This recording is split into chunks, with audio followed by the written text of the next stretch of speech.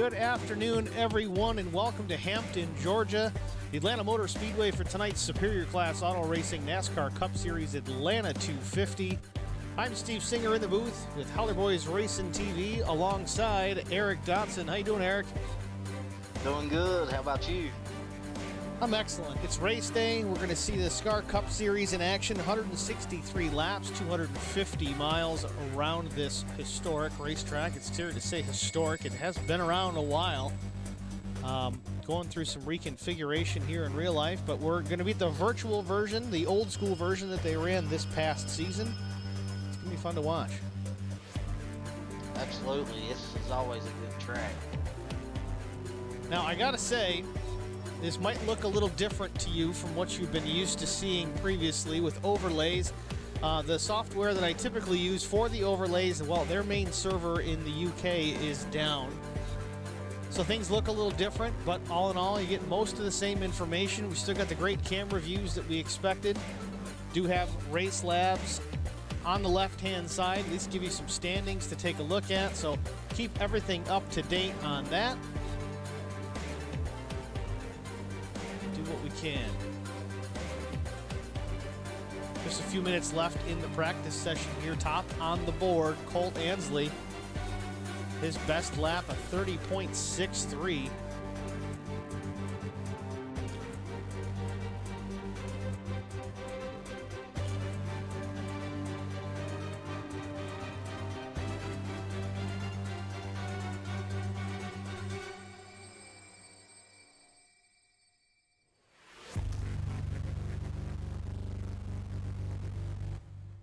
Eddie Rose on the poll in the chat. Come on, Atlanta HBR family watching. See, Thomas McMullen has made it into the session.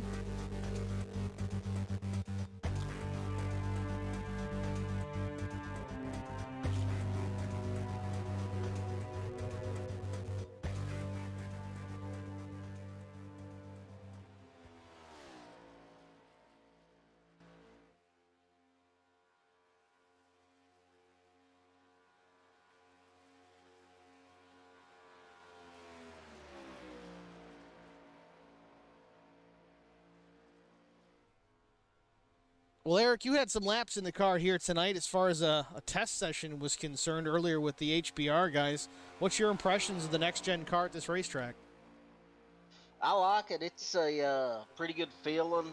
It reminded me a little bit of what we seen at Daytona, to where if you are directly behind someone, it's hard to get up to their back bumper. I ran a bunch of laps with Brian and Carson, and I had to kind of duck my nose out to get any type of run, but the cars handle good.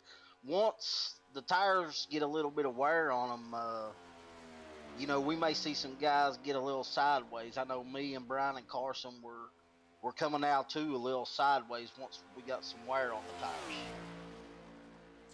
Now, do we expect to see pack racing here tonight, or do you think someone's going to be able to get away from the rest of the guys? I don't think anybody will be able to get away unless, it's a long run and they've just conserved their tires very well.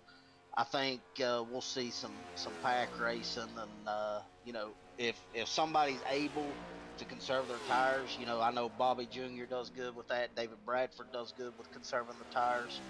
I know Brian's been working on it. I think that would be the only way to see it happen. Bear with me a minute. Still working on a little bit of the overlay stuff. I'm not going to keep the fastest lap time stuff up past qualifying just because it takes up so much of the screen.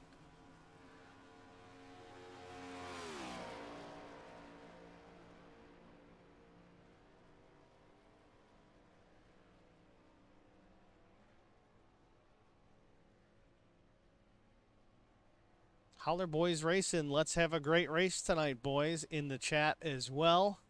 How is Brian doing that from the race car?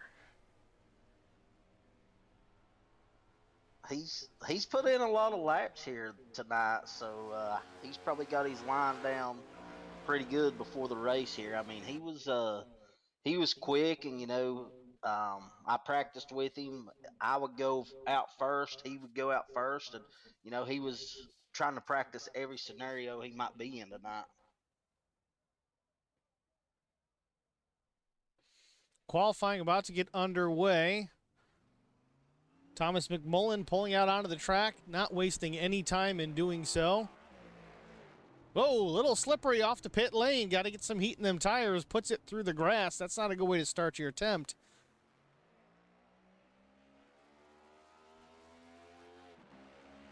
Yeah, hopefully he don't get a black flag for that. Oh, Here he goes loses again. it again. Yeah, I don't know. I'm not sure what happened there. Well, let's jump on with Brian Rose. Thomas is going to take it back to the pits and try again here. Didn't start his lap, so he can certainly do that. Unless he just got that black flag. But taking the green is the 89 Popple machine of Brian Rose on his first lap.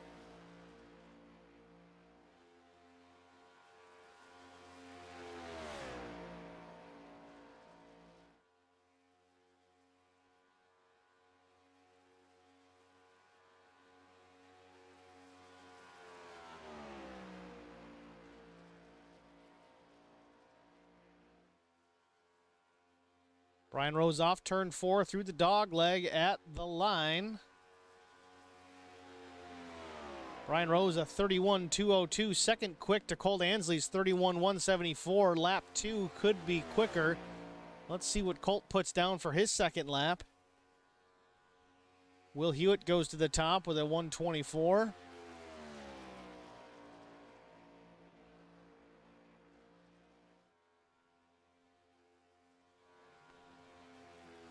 Second lap for Colt Ansley. 31.159 for Colt. Meanwhile, Mike Aiello Jr., 31.071 provisional pole.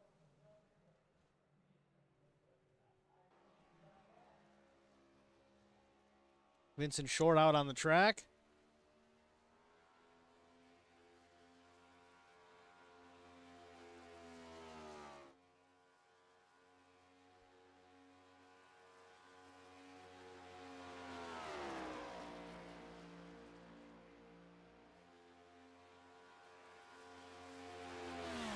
So far, top 3 times, Mike Aiello Jr., 31.071. Cody Harger puts it up at 31.104. David Bradford, another quick time in the third spot, a 31.111. David will be dropping to the back, though, once the race starts, if I'm correct. That is correct. And David's also going to lose a set of tires for tonight. Everybody's got 4 sets sitting in pit lane, but David will have 3. It's just one of the win penalties that they apply to these guys. If they start winning races in a consistent fashion, they apply win penalties. This way the same guy doesn't run away with it. Keeps the field competitive, keeps guys interested. It's something I kind of like about the series, to be quite honest. Yeah, I'm glad they still let him qualify. You know, I know some people, some leagues don't let you qualify, but you know the pit stall can be huge here if we get into a pit strategy. Mark Truxell on track. Last car has yet to finish qualifying. He's taking the green here. Now maybe Jason Spears is going to do it as well. Let's see what kind of time Truxell can put down. Mark's been showing some speed here as of late, not just in the Cup Series. I think he won Daytona, didn't he? I think so. So Mark looking pretty good so far early on in the SCAR season. First lap for Mark. Let's see where he ends up. 31.391. On the pole, 31.071 for his second lap. Just barely quicker than Mike Aiello Jr. On the board, it shows an exact lap time.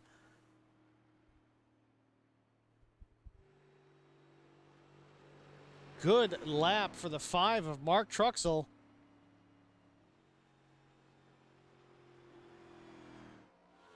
One more contender here. Looks like Jason Spear. Ian Spear has yet to take a lap, but Jason's about to take the green on his qualifying attempt. He's going to have to hurry or he's going to run out of time here.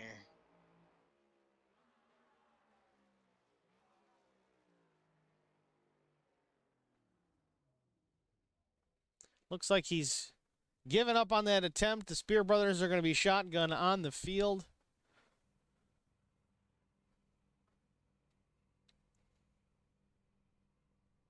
So we always do our picks. You know, we know who we're taking. So let's see who you guys are taking. I'll let you say first, Steve. Well, Terry's going to be real happy. I don't know if she's in the stream yet, but I'm going to pick Colt Ansley to win tonight. Colt Ansley. So he's Steve's gonna take Colt Ansley. I'm gonna take Cody Harger. So right now for the season, I'm averaging a 6th place finish with my picks, and Steve's at a 6.5. So you know, you can take the lead on me right here.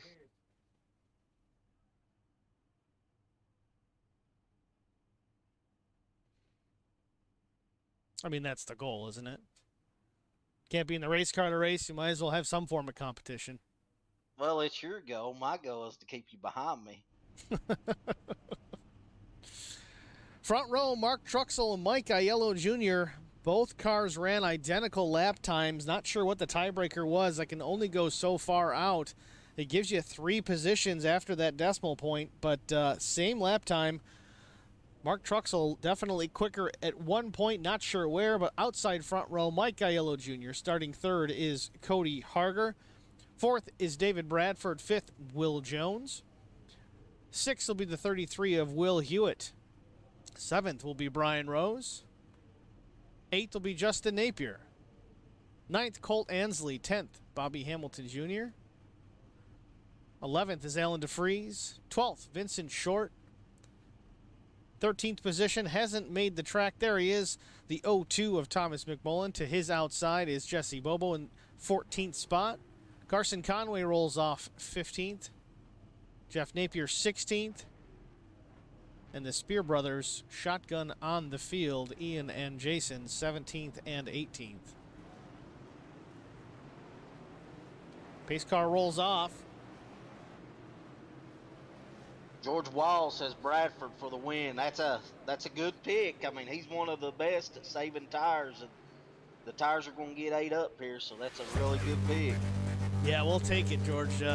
He won last night in the ARCA Series, led all but one lap, 200 lapper. He led 199, put it in victory lane. He wasn't even planning on racing, so didn't have a whole lot of practice to prepare, but saved tires to the end and brought it home.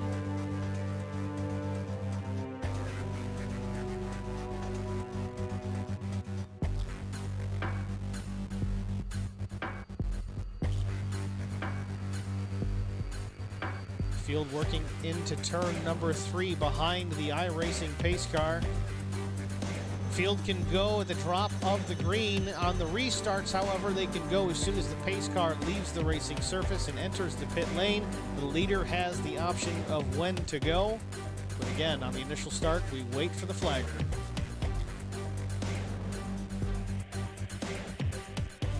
Pace car hits pit road.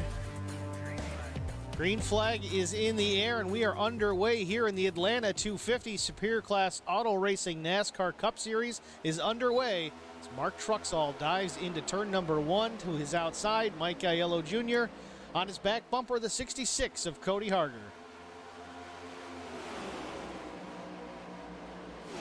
Looks like they're already a little loose coming out. Need to get a little bit of heat in the tires.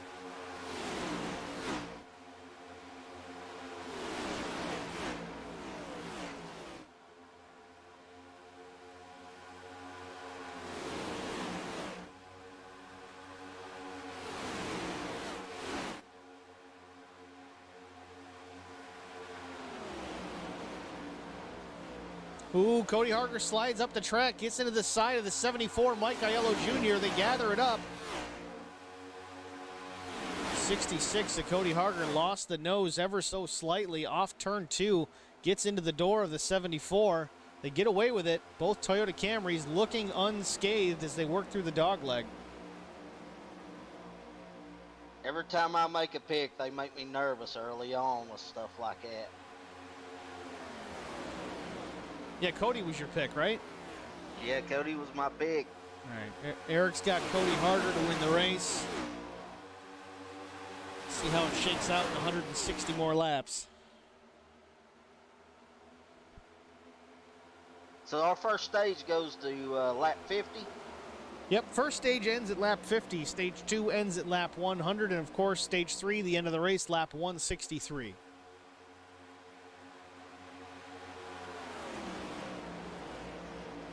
Mike Aiello Jr. pushing that 74 machine out to the lead, down the back straightaway, give it to the 74. That top groove got a good run going out too right there. Justin Napier on the inside, that number 54 Hateful Chicken machine, catches the grass at the exit of the dog leg. See, Mike Aiello Jr. gets out to a hefty lead into turn 1. Let's see how the draft really works at tracks like this, these intermediates.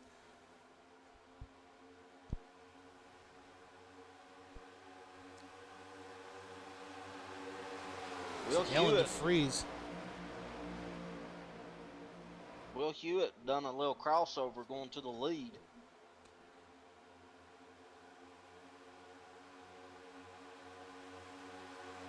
Will Hewitt, Cole Ansley teammates both up into the top 4. Little wiggle from the 33. Justin Napier gets tucked into the back bumper, takes a peek to the inside. Now the outside tucks back in behind.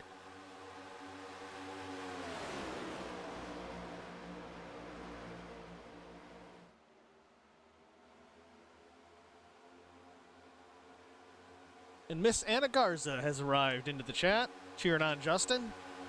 Hashtag the hateful chicken.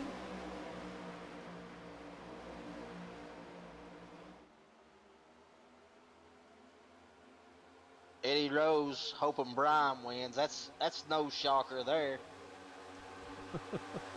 Still waiting to see Terry Ansley chime into the chat. She's usually here all the time.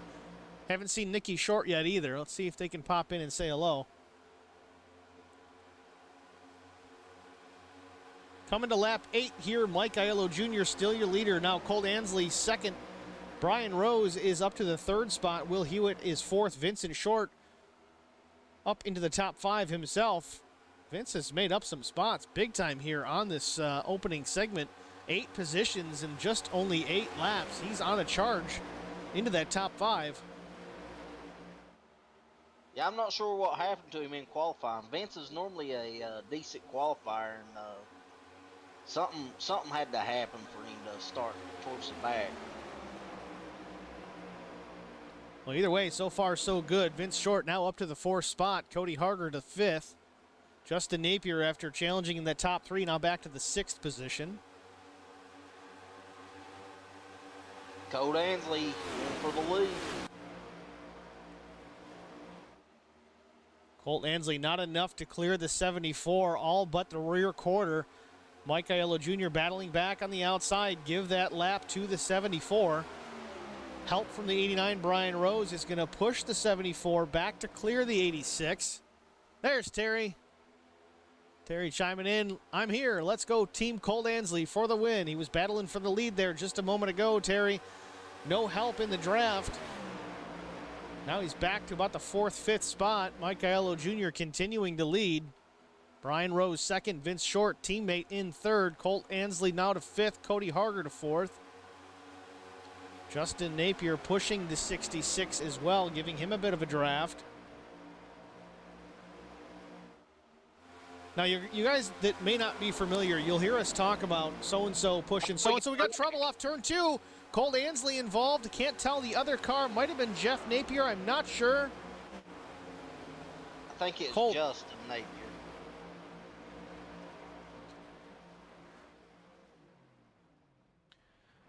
We're going to try and see if the replays work. I'm going to give it a shot here. The replays work with no graphics. Sorry, Eddie Rose, no Hateful Chicken instant replay, but you can still see the replay. Yeah, it looks like Colt was working the inside of the 54 of Justin Napier. This is getting into turn 1. No, it's the 56. Gets to the inside of Colt Ansley. 56 of Will Jones. Will on the bottom comes up a little bit. No, the 86 got a little bit loose off the corner ever so slightly. I think at the same time,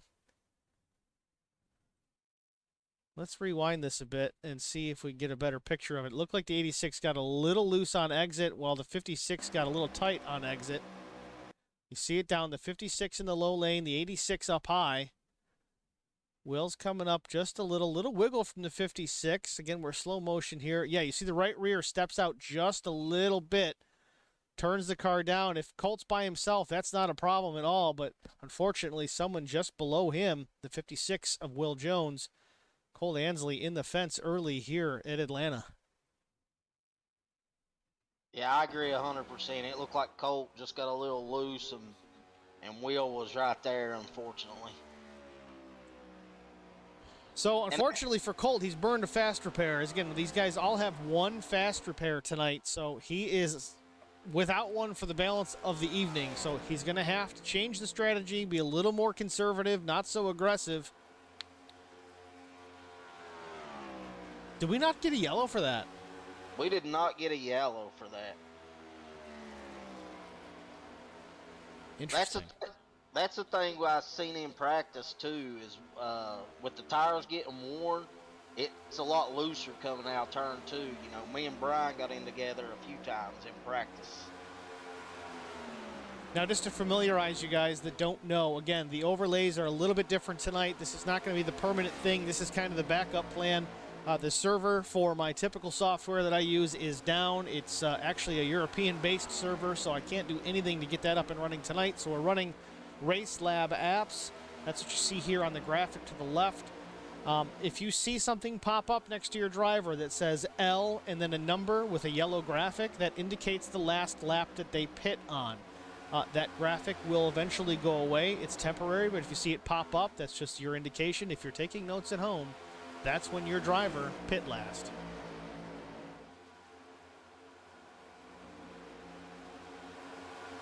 Yeah, Terry, I mean, the cautions are brought out by iRacing. I don't think we're running an admin for this. Yes, there's admins in the race, but they let iRacing determine the yellow. With Colt spinning down to the bottom of the track the way that he did, he's not in the racing line, and it usually does not trigger a caution for that. It's unfortunate. I know in a real race we're going to see a yellow for it, but in iRacing we usually don't. But it's only a lap down, I think, at this point, if I'm looking. Yeah, they're coming up on him, so I think Colt is going to race them hard to, you know, try to stay only one lap down. But here's the thing. He's going to get a lap back. He's the only car a lap down right now.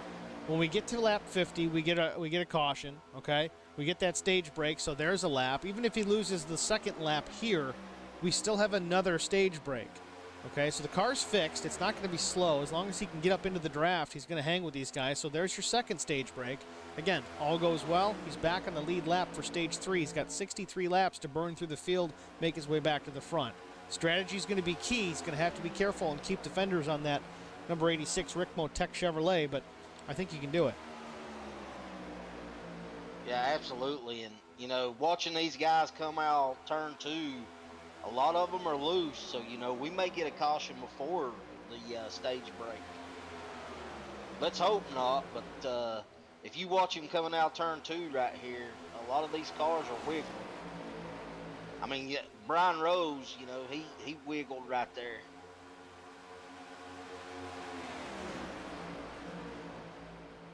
Mike Aiello Jr., though, looking pretty strong in the early going here at Atlanta Motor Speedway. Mike is a fairly recent return to the SCAR Cup Series. He's been with us for a while, took a bit of a leave of absence, but he's back now and running up front.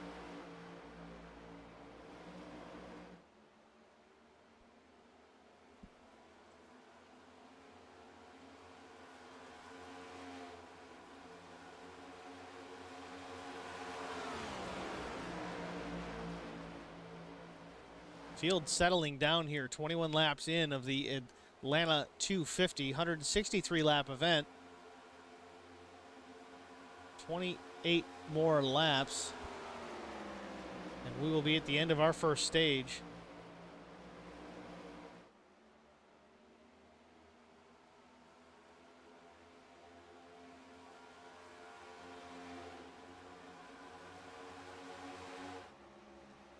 So let's go through the field real quick. Everybody's seemingly settled down. Again, Mike Aiello Jr. is your leader.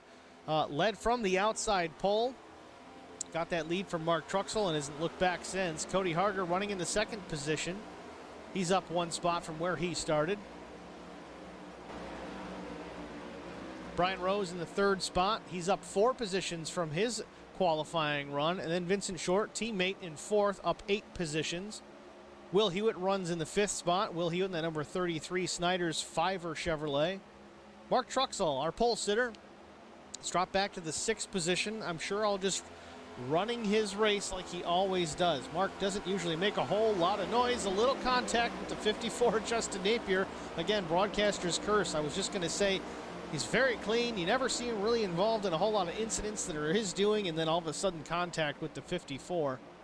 Justin does get that position in the process. Justin Napier in the number 54 Hateful Chicken Machine. Behind Mark Truxell, Jesse Bobo in the number 7 Mountain Dew Chevy Camaro. David Bradford of Holler Boys Racing in the number 46 Natural Light Toyota Camry. He's down 5 spots from where he started, but keep in mind he is down a set of tires for tonight's race, so he's in conservation mode here probably until that final stage. He's going to try and save as much tire as he can while staying on the lead lap so he can contend here at the end. Well, he also went to the back. Yeah, it's true. He did start at the rear, so that's a good point. So down 5 spots from where he qualified, but up about 9 from where he started. Bobby Hamilton Jr. in the 10th position. Bobby's running his race as well. He only Ford in the field this afternoon. Will Jones also a little bit of a hiatus from Will, but he's back running the SCAR Cup Series. He runs in the 12th spot. Alan DeFries, 13th. And he's gone. Fortunately, this is a common problem with Alan DeFries. We've seen this happen quite a bit with his connection dropping out on occasion. It was good for quite a while, but all of a sudden we have an issue again, but it seems that everybody's having some technical difficulties the last couple of days when it comes to iRacing. 14th, we've got Ian Spear in that number 32. Jeff Napier in the number 40. Jeff's running in the 15th spot. Jason Spear is 16th in that number 83. Carson Conway in the number 82. Last car on the lead lap. Carson sporting a new paint job here tonight. Real excited for this. It's a Jimmy Means throwback paint. We got trouble. Got you loud and clear. I don't know why you can't hear Earl. Who's involved? Cody Harger involved. Let's take a look at the replay here. Looks like Cody Harger and Brian Rose made some contact. I'm not sure what happened, but it started with those two.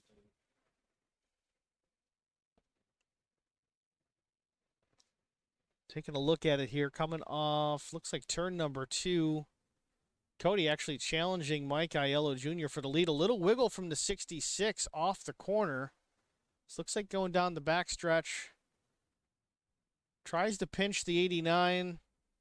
There's plenty of room there at that point, so there's no issue there. Looks like Brian Rose got into the wall and come down and hit him. Yeah, I'm looking at it right now. Let's try to slow it down. Maybe another angle. Yeah, Brian Rose, entry to turn 3. See, he's only about a half a foot off the wall. Yeah, he definitely got in the wall and probably steered left and got into Cody. Looking at it, he definitely missed the entry of that corner and then overcorrected it down into the 66. Unfortunately, teammate Vince Short involved, Cody Harger involved. Big wreck in turn 3. I think Justin Napier gets a piece of this. So does Will Hewitt. Mark Truxell on the bottom, avoids it. Man, hard hit for the 33.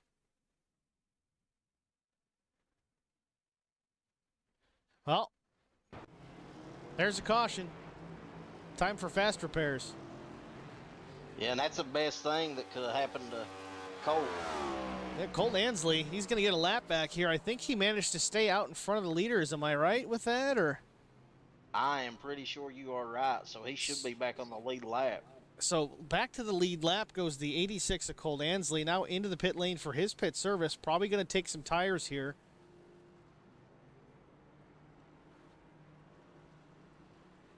We are 29 laps into this 163 lap event. Maybe he won't take tires. Might just top off some fuel here. We'll see if that right side goes up. Yep, changing at least right sides. Let's see if he does all 4, or if this is strategy play for the 86. Nope. 4 fresh tires, Sunoco Racing Fuel. The number 86 of Cole Ansley's down and away. Pit service complete on the Rick Motec Chevy Camaro. Cole Ansley, though he's 18th position, is back in this. I think everybody may take tires at pitted except for. I'm anxious to see what David Bradford done. Do we have any stats on him? David did pit, but I'm not sure. It looks like he may have taken tires and fuel. 15.08 second stop for David Bradford. Vincent Short, though, 8.3 seconds. I think fuel only, maybe right sides, and a fast repair for the 15. Okay. I was anxious about David. You know, he's down a set of tires, so I didn't know if he would take us at this earlier or what his game plan was going to be. With only 20 laps before the end of the stage, I can't imagine. I don't know. I don't think he would have taken tires. That's just my thinking, knowing David and how he operates and trying to conserve tires as long as you can. There's no sense to burn it the first time that everybody else wants to burn it. Again, he's got 3 sets. Everybody else has 4. At this point, they're all on equal footing, except for the fact that everybody on track's got fresh rubber, except for David, if he chose not to take it. He may have. I don't know, but it does not appear that he left a set sitting there based on his pit box time. Now, go ahead, Eric. I'm gonna watch a replay here and see if I can tell if his car got jacked up. Oh, there you go. So again, Vince Short, if he took tires at all, he took right sides only. There's no way he got 4 bolted on in 8.3 seconds. So Vince Short's. Go ahead, Eric. David took all 4. All right, so David Bradford on fresh rubber as well. Maybe he'll save the long set of tires for later on in the race. But then again, if you divide this race into 3 sets of tires, it's still doable. You just don't have that set of tires for a late caution where everybody else might.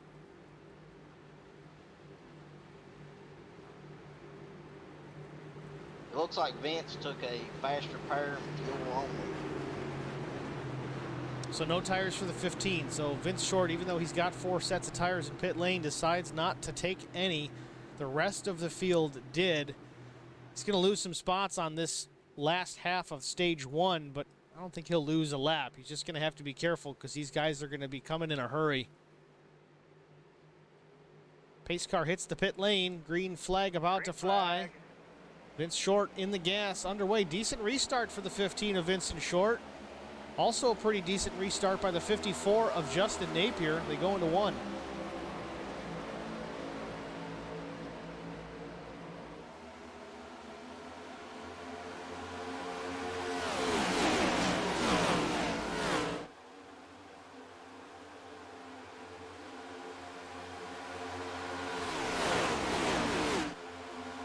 See how Vince does. Right now it looks like he's dropped back to 3rd.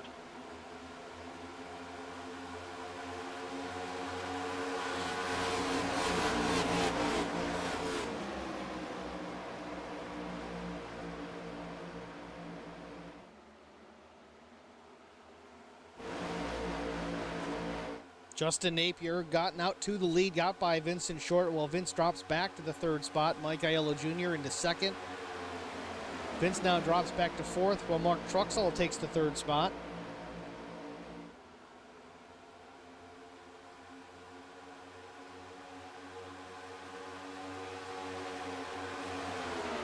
Not so fast. Mark's still working on the 15 of Vincent Short. Teammate Brian Rose giving a little bit of drafting help to the number 15. Little wiggle from Vince Short. Off too. We got a spinner. The 7's around. Jesse Bobo gathers it up, does not hit anything, and keeps on going. I heard Alan DeFreeze on the driver's radio apologize, so I'm not sure if Alan may have got into him.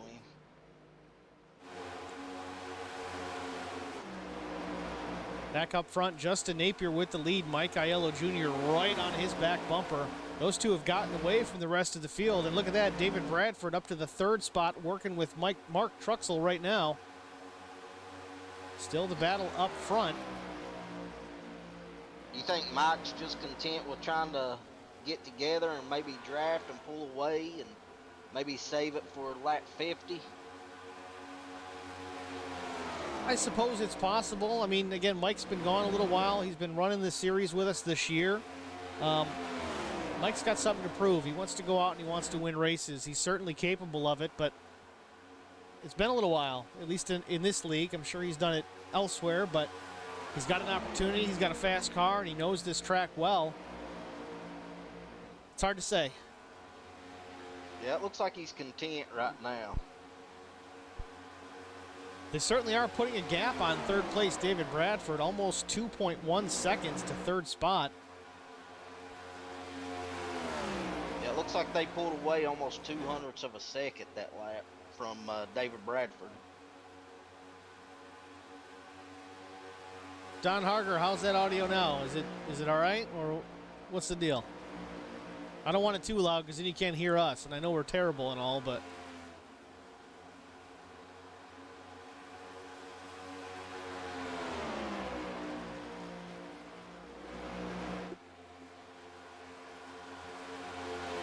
Looks like they pulled away about another 100th of a second right there.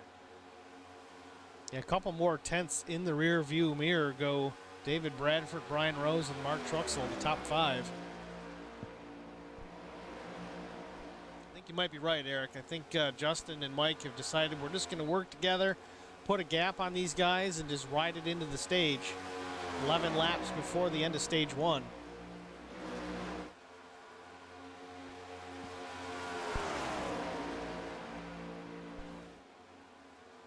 That's what I would do.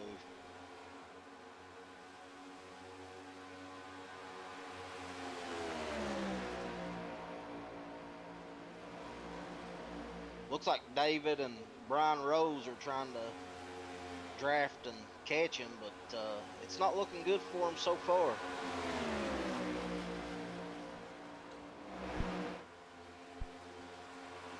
They continue to pull away.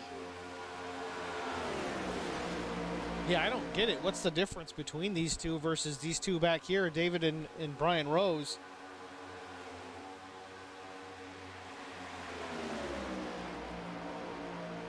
I'm not sure, but they're right now Justin and Mike's hooked up pretty good. I think the difference between the two is Mike is right on the back bumper of Justin Napier. If you look back with David Bradford and Brian Rose, there is a bit of a gap there, half a car length maybe between the 46 and the 89. Brian's running a little bit higher line through turns 1 and 2. That last lap they gained a little. That was the first time that they've gained on him.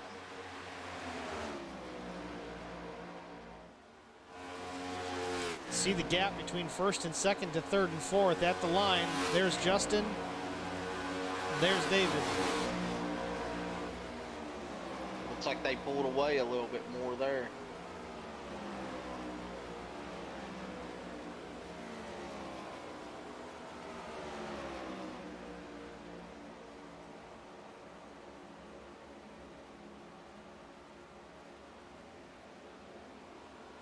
A little wiggle from the 54.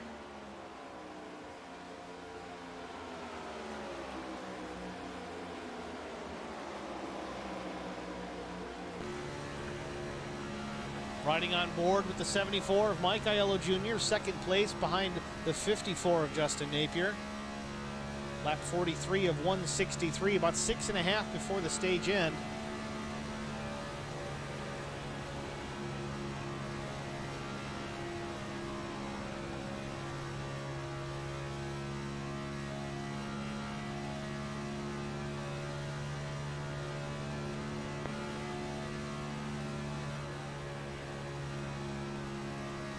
Looks like it's just teeter-tottering now from Justin and Mike to David and Brian. Now we look back at Mike Aiello Jr. out of the rear window of Justin Napier. You see the gap back to third and fourth out of that mirror. Quite the distance they've gained on that small pack. Not really what we expected to see. You would think that the strength in numbers with the draft, they'd be able to work their way back up and catch these two, but so far, they're not even maintaining. Oh, little wiggle from Justin. Oh, Mike's going for the lead here, so this could open the door for David and Brian as Mike's on the low side. That may have been the plan all along. Get out to a gap, give them time to do a bit of racing if they need to. Mike Aiello Jr. by the 54 of Justin Napier at the line. Lap 46 about to go on the board. Give it to Mike Aiello Jr. 5 to go until we finish up the stage. Yeah, David was able to gain a little bit there, but I'm sure he would have much rather seen them race side by side a few laps. Well, I think it was a passive opportunity for the 74. Justin did seem to slip off the corner just a little off turn number 2, which opened the door for the 74. Mike drove the momentum down the back stretch and made the pass into turn 3.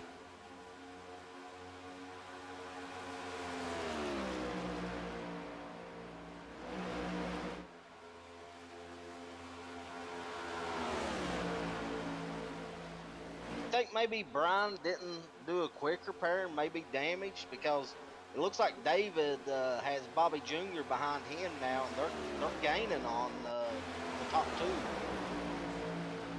Well, let's take a quick look. I got a close-in shot here of the 89. It looks pretty clean. Yeah, I don't see any damage on Brian Rose. I just think that Brian and David were running 2 different lines entirely. Yeah, I mean, in 2 laps, David's went from 2.5 seconds to 2 seconds back with Bobby Jr. behind him. Yeah, I still don't think they're going to have time to catch him before the end of the stage. Now, Bobby's running a different line, too. David Bradford down low, Bobby up high with help from the 02. I think they're just going to ride this out until it's over. Maybe some passing in this group late in the stage, but right now, David Bradford hanging on to 3rd. We coming to the white flag for this stage at the finish line.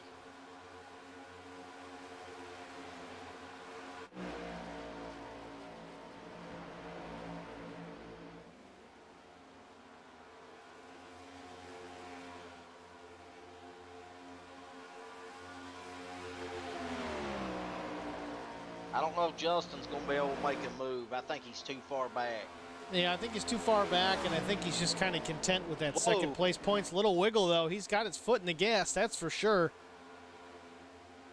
I think he went all around 2 sideways. That's a good job not piling it up, though. Aiello Jr. off turn number 4 through the dog leg. He's going to win stage number 1. Second, Justin Napier. David Bradford, 3rd. 4th, Brian Rose. 5th, Bobby Hamilton Jr.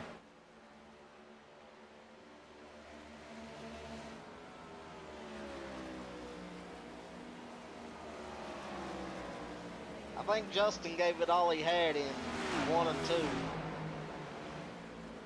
Yeah, he was digging. Almost cost him the race, but second place stage points for the 54. I'm sure he'll take it.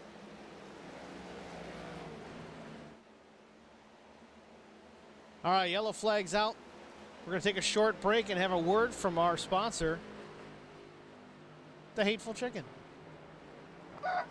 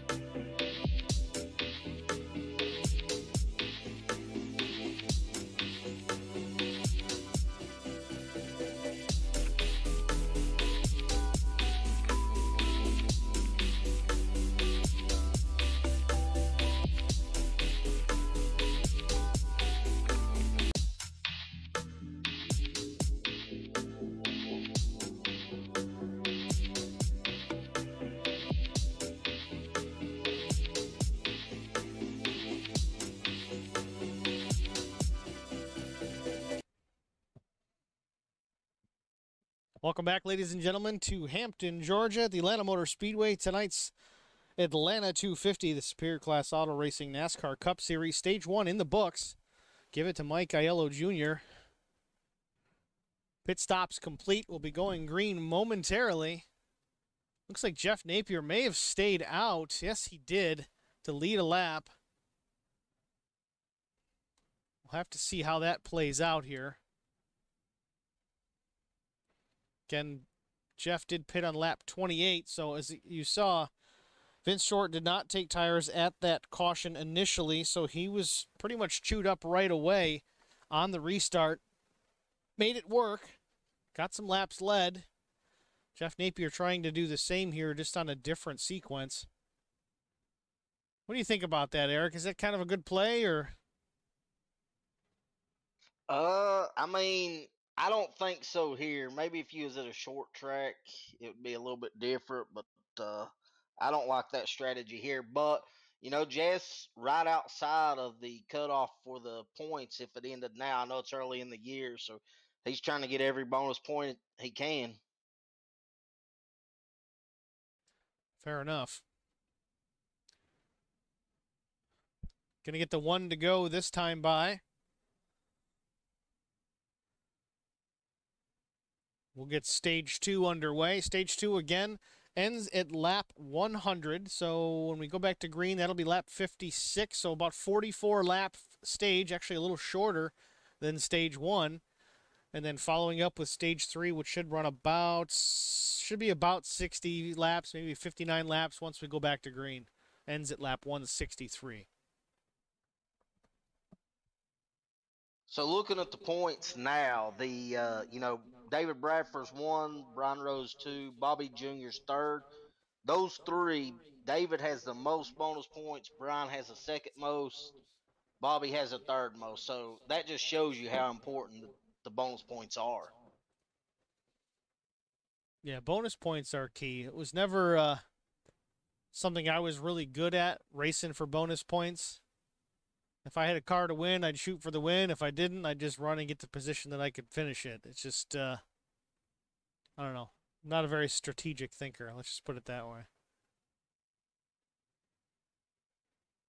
Get ready to go back racing, Steve. Pace car's about ready to duck on off. Watch the 40 to go. He does. Back underway here in the Atlanta 250. Now let's see if Mike can get the pass done here on the outside. He's got Justin Napier with him.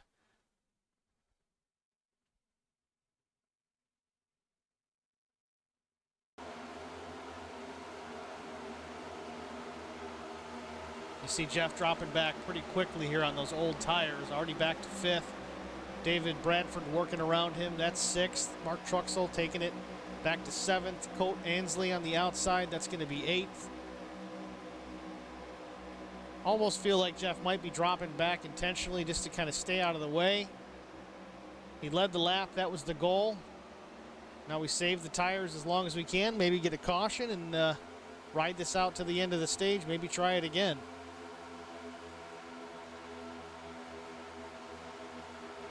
I mean, that's everybody's got their own strategy, and I hope that works out for him. Back up front, Mike Aiello Jr., familiar spot for the 74 here this afternoon, leading the race. Justin Napier also in a familiar spot, running second behind the 74. These two have kind of battled back and forth most of the afternoon. Brian Rose showing well, also in the 3rd spot. Bobby Hamilton Jr. taking a peek to the outside of the 89, though. He wants up in that top 3. David Bradford 4th, working with the Bobby.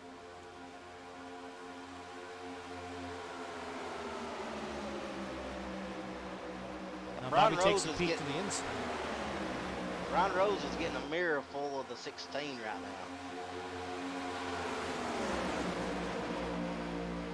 And it kind of looked like Bobby tried to work a little bit of a side draft there on the 89. Washed up the track a little bit, bogged down the 89. Bobby goes to 3rd. David Bradford 4th. Brian Rose back to the 5th spot.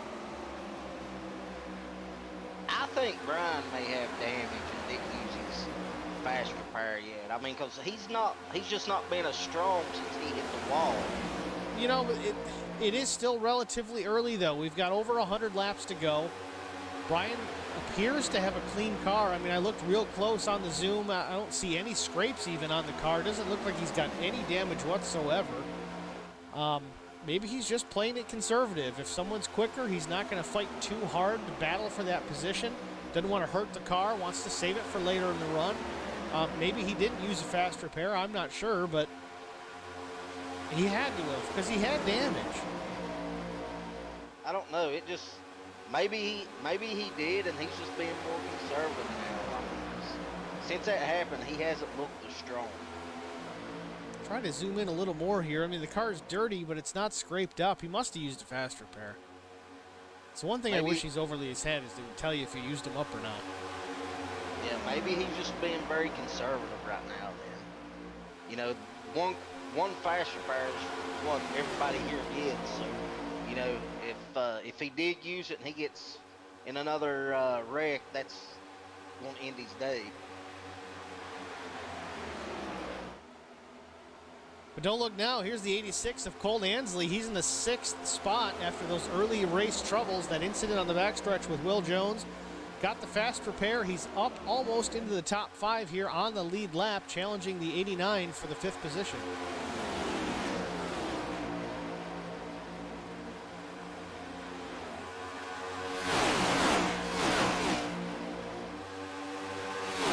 Bobby's going to make a run to go to the front here and get his bonus point for leading the lap. I mean, he's not got that yet, and every time I talk to him, he's talked about how important the bonus points are.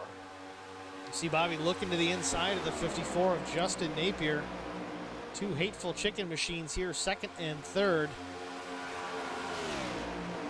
Looks like Bobby washed the nose a little bit into 1 and 2.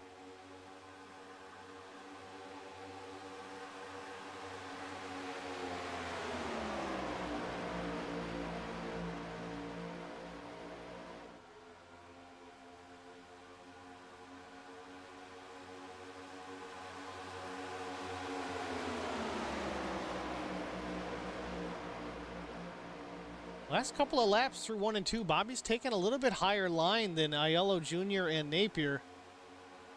Don't know if he's trying to use that for momentum down the backstretch. Get that run into 3. It seems to be working that way. Looks like the 74 and the 54 a little bit stronger through mid-corner off. Yeah, and I know, you know, Bobby got into the session a little bit later, so I don't know, how much he's had to practice in these cars, but they do handle a little bit different. Bobby was a pro. He can adjust on the fly. He may just be trying to figure out his car right now. You know, I don't know how much seat time he was able to put in here in this car. I mean, like you said, Bobby's going to be able to figure it out. I mean, no matter what you put him in, oval-wise, he's going to adapt. He's going to find a way. As we see Justin Napier making a move around the 74 for the lead here. Lap 67, Hateful Chicken eyeing the lead. No help down low, but the 74 might have it back down the backstretch. Getting a push from the 16 to Bobby Jr. into 3. Looks like the 74 has the advantage. Justin Napier tried to pull a move for the lead. It's dropped him back to the 3rd spot. No help on the bottom. David Bradford going to get by as well, moving to 4th. Ryan Rose looking as well, moving back to 5th. Man, you get freight trained here like you do at Talladega. Yeah, I mean, he went from, you know, 1st to 6th.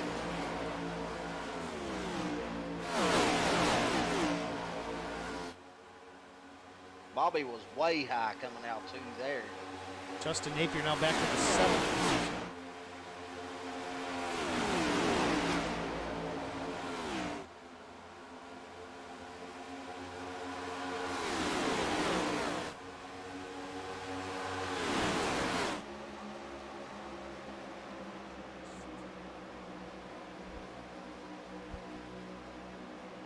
I will say this much, Mike Aiello Jr. has looked awfully strong here this afternoon.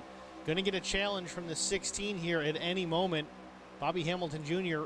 closing in. It's about a car length and a half back to the 16.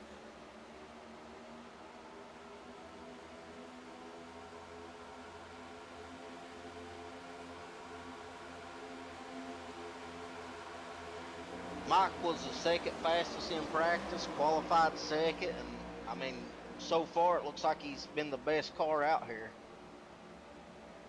Bobby real loose coming out too right there.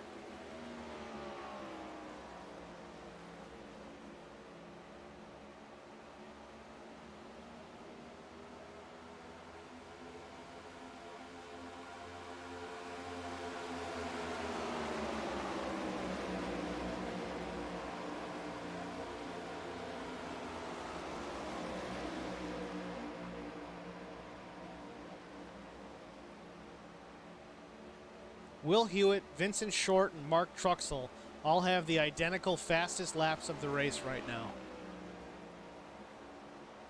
30.53 seconds. That's Mark Truxell, Vince Short, Will Hewitt. David Bradford battling Bobby for second. See, David's got no help there on the bottom, and he doesn't have the 16 clear. Ooh, a little loose by Bobby Hamilton off turn 2, though. Going to open the door for the 89 of Brian Rose. Bobby's been very loose the last few laps coming out turn 2.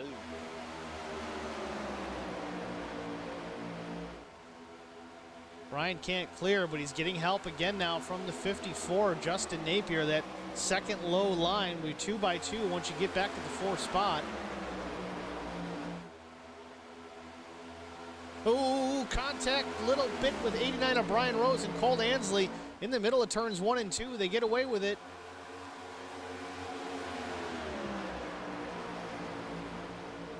Ooh, I thought that was a disaster about to happen.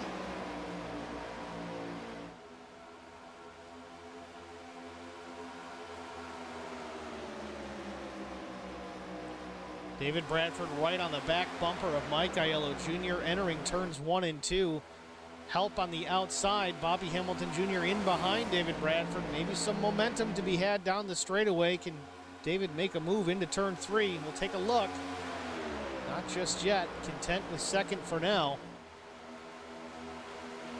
Mike's look very strong. I think it's going to be hard to get around him.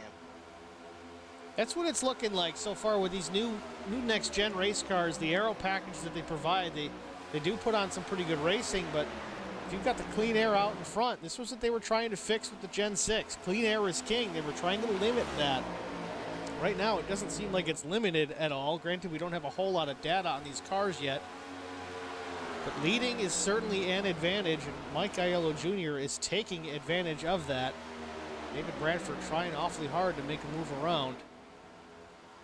Looked like Vincent Short got sideways and about wrecked, and everybody from there back checked up, so that's why the top 6 is broke away now. Vince done a great job of saving it. He hit the apron, came back on the track, and luckily nobody was involved.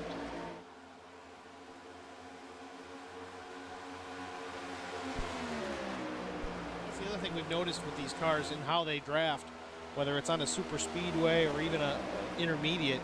If you lose the draft ever so slightly, you lose it big time, and it's very difficult, almost impossible to make it up without a caution. Yeah, and these cars are a lot different. You know, the old type that we ran, you know, you could get behind somebody and draft right up to their back bumper. On these, I guess I've heard the best explanation is a air bubble that prevents you. It's like you're hitting that air bubble and your car stalls out. And I noticed a lot of that when I was practicing with Brian and Carson earlier.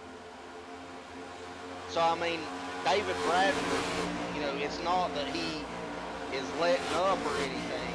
It's just so hard to get to the back bumper of the person in front of you, especially the leader with the clean air. Yeah, I mean, we experienced that same thing with the aero package, even on the Gen 6. It wasn't really prevalent at the other tracks. It was mostly Daytona, Talladega, where you get to that back bumper, that 6 to 10 inches of space between the back bumper and the front bumper of your car. Like you said, it's just a pocket of air. and you really needed to have a good run of momentum to slam into that pocket to break that bubble to kind of push the guy out in front of you. Kind of seeing the same thing here, whether it's super speedways or intermediates. It's going to be interesting to watch the rest of the season. Yeah, it makes you have to have a strategy to pass somebody. I mean, you just can't draft up to them and slingshot them. Don, he's not running fast alone. He's on old tires, and he's about to go a lap down. Don Harger asking how Jeff Napier running so fast by himself. He's really not. He restarted on the first position because he didn't take tires, and he dropped back rather quickly, and he's a lap down. And David Radford real loose off turn number 2. Gathers it back up. Jeff went 3 laps down. I don't know what happened, but he's on fresh tires. Oh, now he's on fresh tires. Okay. Yeah, so Definitely. Don, that's why he's passing everybody. He's on fresh tires. 10 laps fresher than the rest of the field.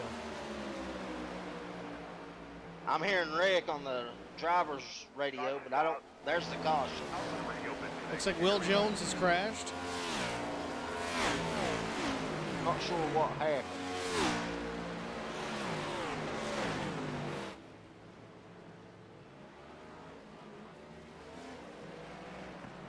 Well, let's take a look at it. Will Jones has an issue on track, brings out the yellow flag here at lap 80.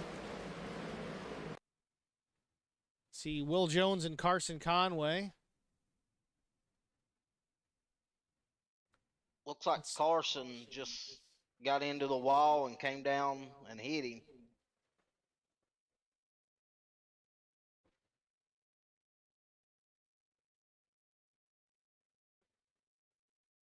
Carson rolling through the corner in that upper lane, just off the high side on the seam. Does catches the wall off the corner and just comes right across the nose of the 56, collects both cars.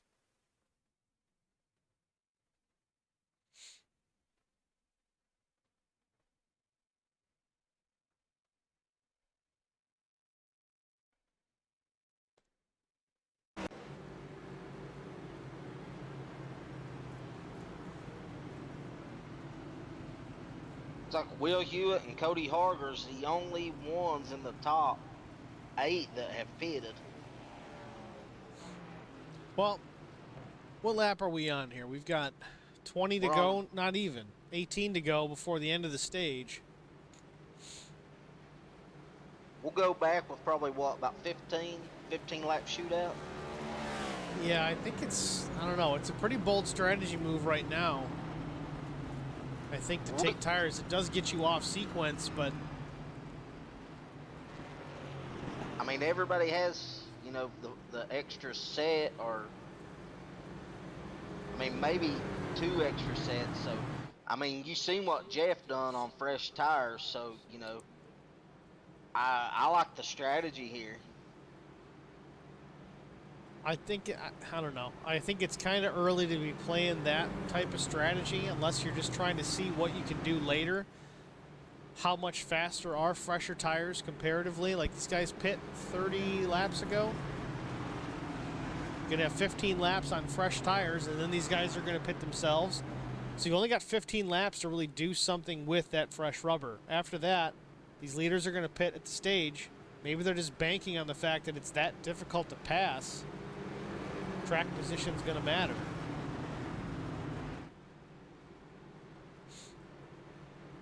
Yeah, I mean, I think, you know, unless one of the guys that pitted get involved in a wreck, I think one of them will probably win the stage.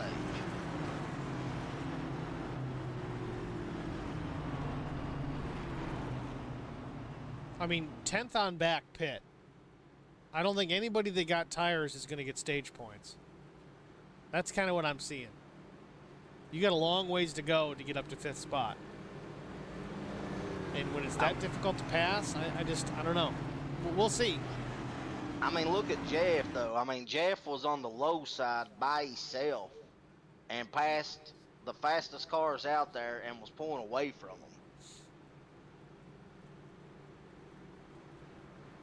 Yeah, I mean, we'll see. I mean, that was only 10 lap fresher tires, too. So, I mean, you could be right.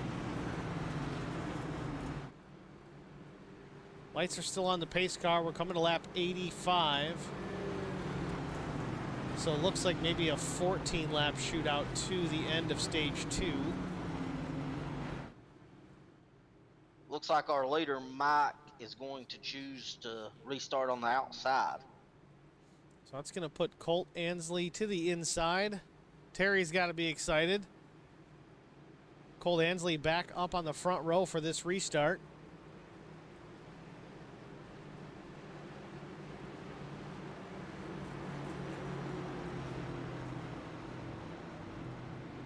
I think we got to watch these guys coming out of turn 2. I mean, we've seen a lot of these guys getting loose, and you know, going on this restart, everybody's going to be trying to get those stage points. Well, my concern about the 74 starting on the outside like that, he's running up into marbles right now. He's on hot tires.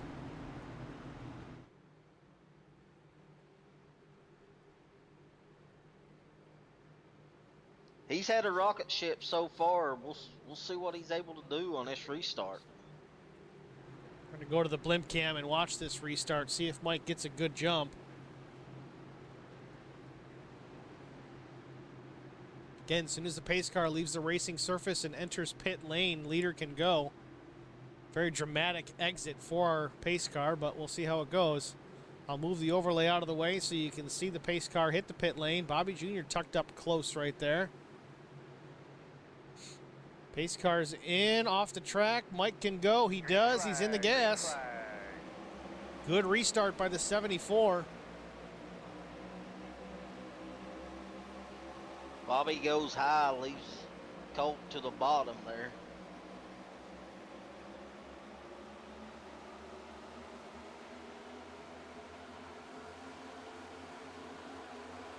Good run down back straightaway by the 54 of Justin Napier. Ooh, Colt Ansley sliding across the nose of the 89 there. Almost gets turned.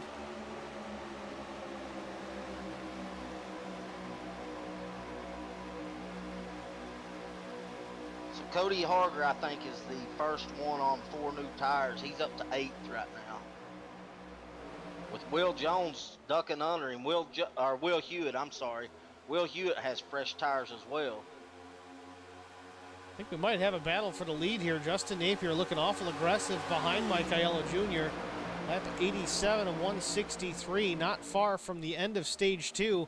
Justin doesn't want that second spot stage points. He wants those number 1 stage points. He's going to fight hard to get it. If he can put that number 54 in the wind, he might have a chance.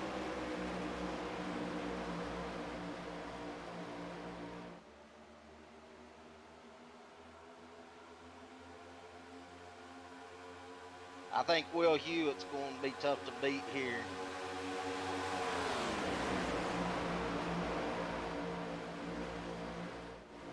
See Will Hewitt running that bottom line. Will Hewitt does have fresh tires.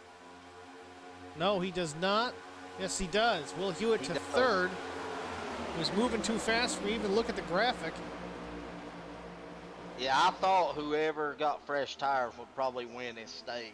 He's going to take it 3 wide for the lead. Might as well. He's going to be able to have the grip on the low side in turn number 3. We're going to go 3 wide through the corner.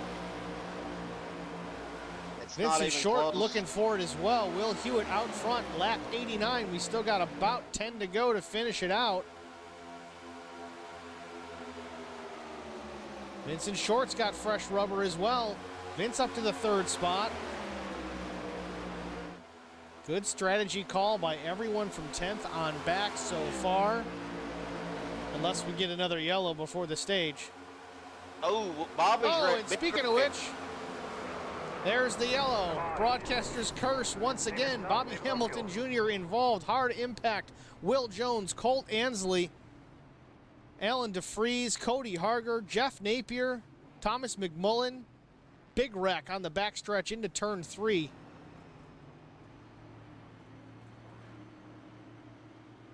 Well, that changes everything.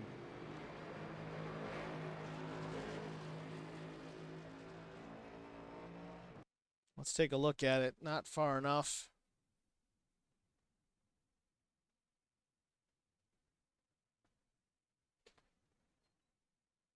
We'll go real time here for a minute. Will Jones in the 56 down low.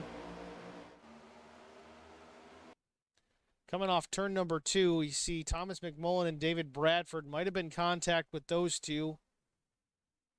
I saw David swing it down low. Nope, I think it started with Bobby and Dave. Yeah, David swings up the track off 2, makes contact with a 16, sends the 46 down to the apron. Bobby into the outside wall. Colt tries to avoid the 16, collects Thomas McMullen. Bobby slides back across the track in front of Cody Harger. Cody tries to avoid, collects Alan DeFries. There's a 3-car mess. Clips the 86. That's Bobby Jr. hitting Colt. And then the 83 is Spear sneaking by on the inside. Colt clipping the 56 down low. It looks Big like wreck. it was just unfortunate. It looks like Bobby was going low and David was kind of drifting up, trying to get a run, and they just made the slightest little contact. That's unfortunate. I don't think Bobby got loose. I think they were just both, headed towards each other.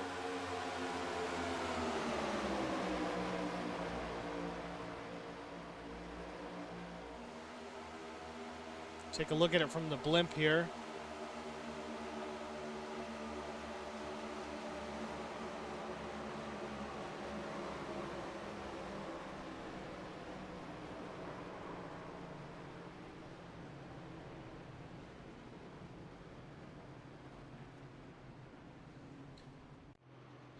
Well,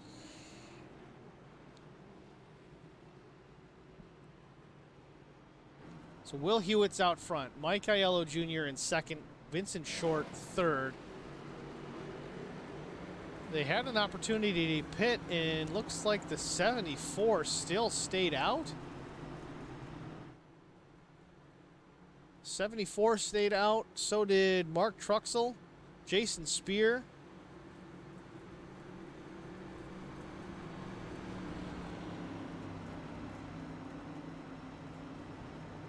Yeah, you see on the graphic, L53 for Mike Aiello Jr., his last stop. Same for Mark Truxell and Jason Spear. Everybody else on newer tires.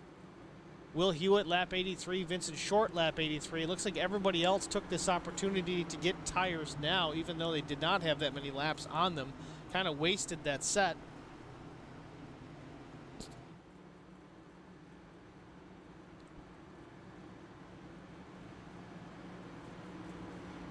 I mean, do you think they're going baby the tires and just fight for the track position at the next stage and not pit? I think Will Hewitt and Vince Short have kind of decided at this point that they're not taking tires until the stage, which only gives them about 6 laps fresher tires than everybody else, but it seems to make a difference even at that small amount. We saw Jeff do it with 10 lap fresher tires and he was walking away from people.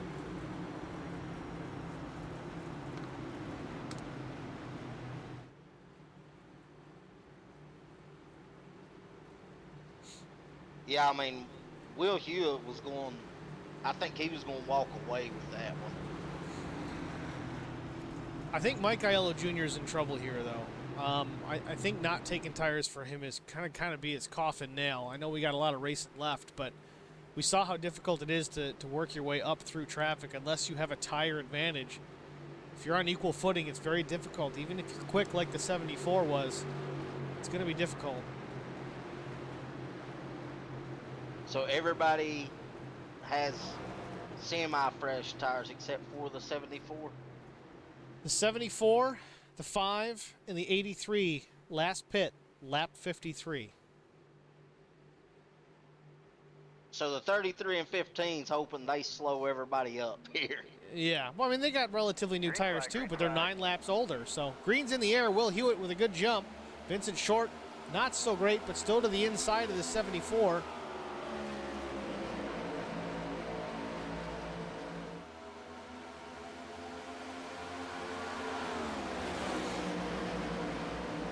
Yeah, Vince and Will, it was not even close there.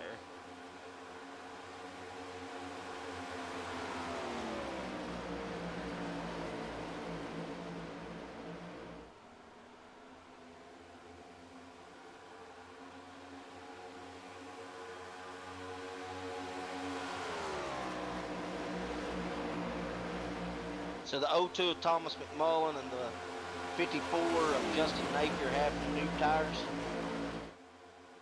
Thomas McMullen pit on lap 92, so yeah, they are fresh rubber. The 02 and the 54 teammates, McMullen and Napier. A little bit fresher rubber than our leaders.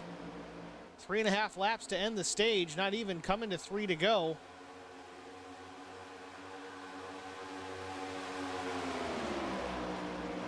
Thomas is wasting no time trying to get to the front.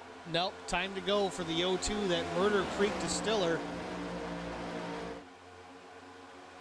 Justin did not help him. I'm surprised. Which I'm sure Justin knows that they have fresher tires, so of course he wants to be in front of Thomas.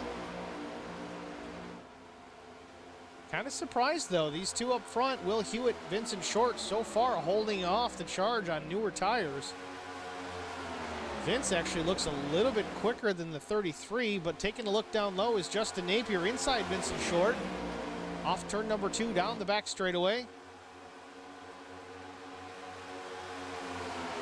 Same as before, the 02 does not tuck in behind teammate Justin Napier to help.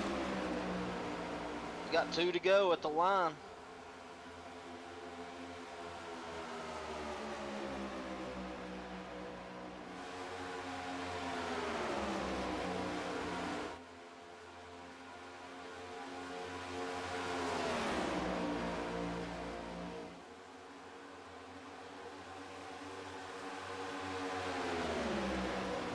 Here they go trying again. He's going to be able to clear Vince this time. Thomas McMullen's got him clear for sure. Thomas looking at the back bumper of Will Hewitt. 1 lap to go in the stage. Can he get by him?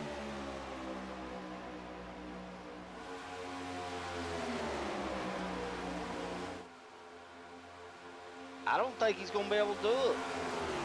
Will Hewitt looking pretty strong out front. Oh, he got a Take a great look. run going into 3. Taking a look, 3 and 4. Thomas McMullen wants the stage win. Can he get him clear off turn number 4? He can. Thomas McMullen is going to win stage 2 with a great move. The inside of turn number 3 pulls it off. Yellow flag out, end of the stage. Stage 2 winner, Thomas McMullen. Fresh tires make a difference here at Atlanta. Still impressed with Will Hewitt. Coming out too, it looked like Will had that. And I think Thomas had a NOS button or something going into 3. I mean, he just got a magnificent run going in 3. I will say that Mark Truxell was able to finish out the stage in the 8th spot on lap 53 tires. Did pretty well. He's going to be in good shape here to finish out the rest of this race. If they get a caution late, he's going to have a set still sitting on pit road.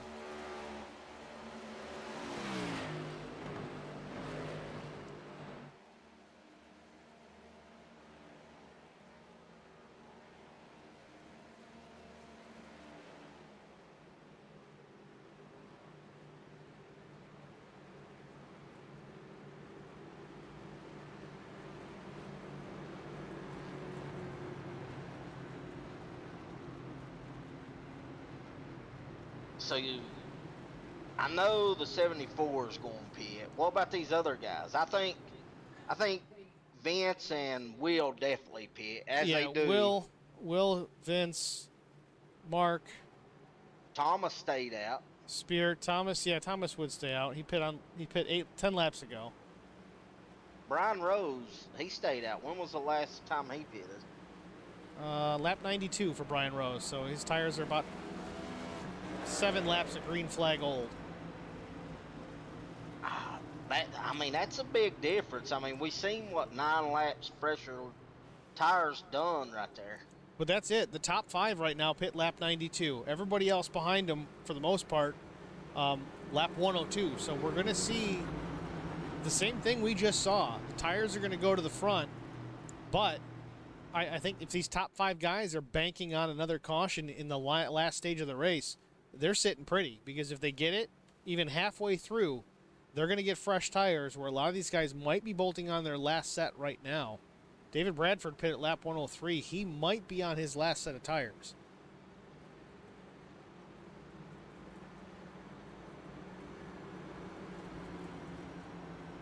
I don't know. It's getting interesting, that's for sure. Atlanta 250 is certainly not holding back.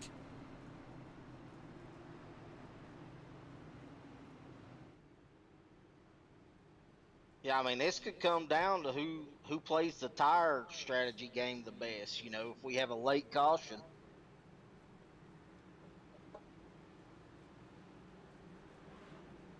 You know, back when I raced, I always wanted to have a set if a caution came out with 20, 25 laps to go. You And know, you always wanted that set, but you always, I don't know, I felt like I always saved a set till that last run, hoping we'd get a caution, and then I ended up leaving that set in pit lane, and then you wonder, well, where would I have finished if I had better tires, you know?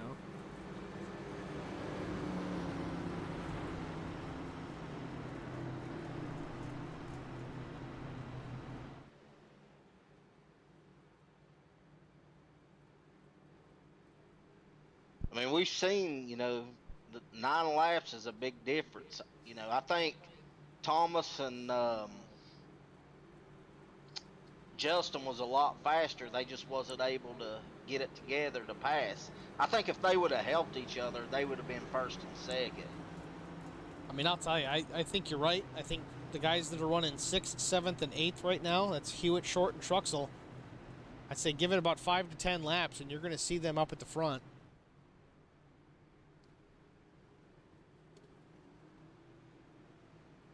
Yeah, I think, anytime Thomas went low, Justin went high, and vice versa. So, I think they were definitely faster, though. So, I'm anxious to see what happens as they line up to go green.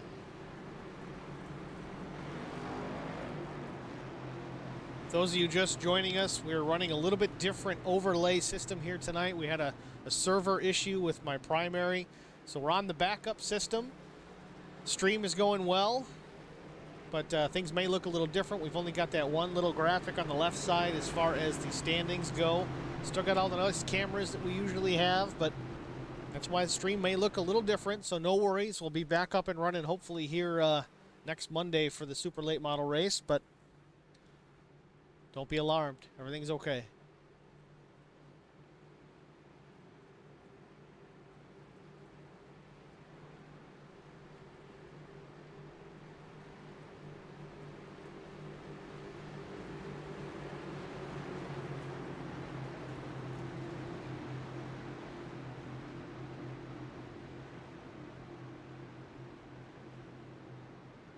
Looks like our picks are 14th and 15th right now. With I think both of them's got some major damage. Yeah, it's not looking good. Green flag. Pace car's gone. Green flag's in the air. Thomas McMullen, Justin Napier on the front row. Justin trying to sneak back in front of the 89 of Brian Rose. Thomas gets away. Takes the lead into one.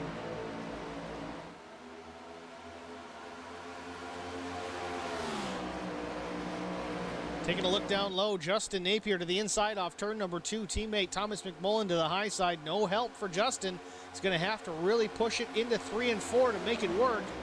Still side by side for position. Oh, Vincent Short, trouble. Caution's out. What is this for? Say again. Big wreck in the dog leg. Vincent Short, Mark Truxell, Mike Aiello Jr. getting relegated back into the pack after not changing tires.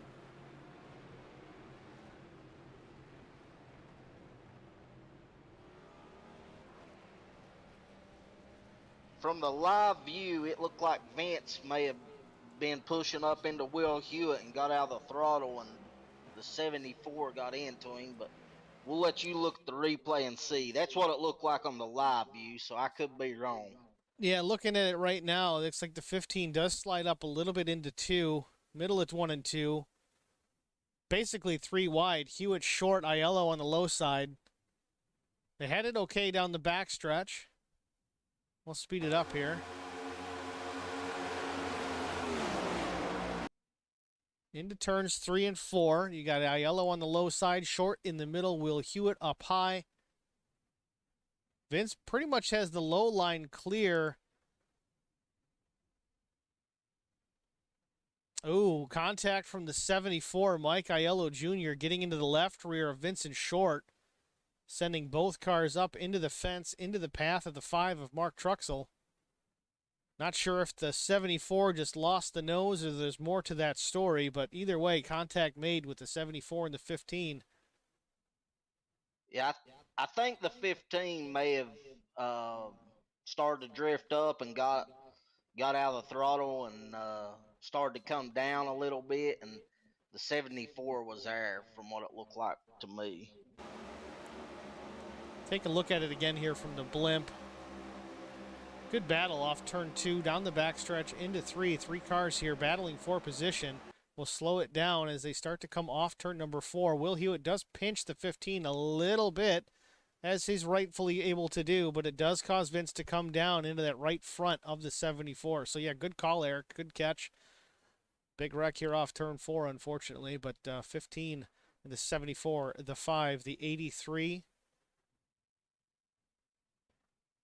Yeah, that's unfortunate for all 3 of those.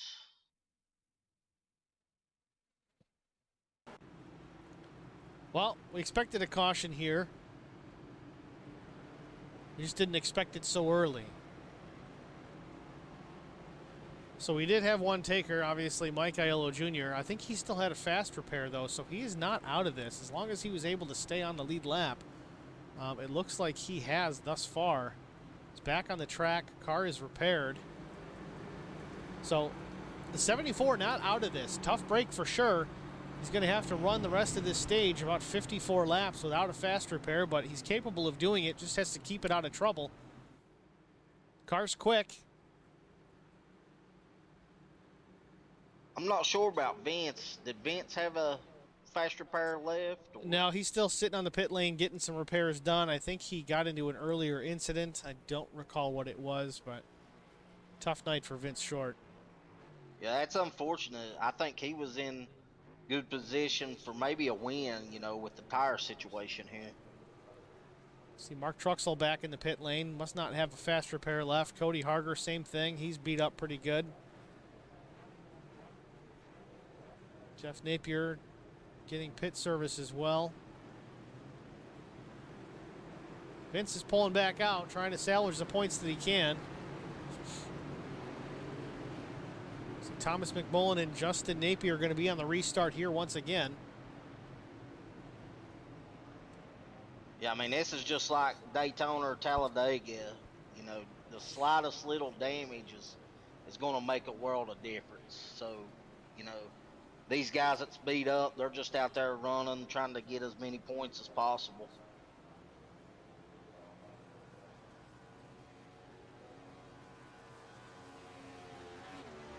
I smacked the wall in practice, and Brian Rose ran off and left me with me in his draft.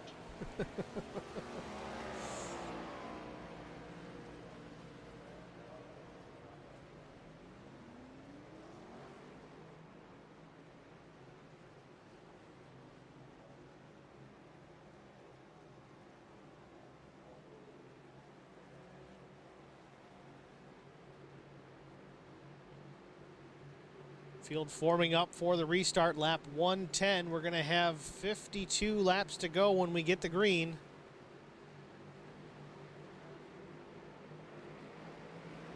Green flag. Good restart by the 54. I'm not sure who actually had the lead technically there, but Justin Napier out front, Thomas McMullen second, Brian Rose third, and Alan DeFries up to the 4th spot. Jesse Bobo in the 5th position.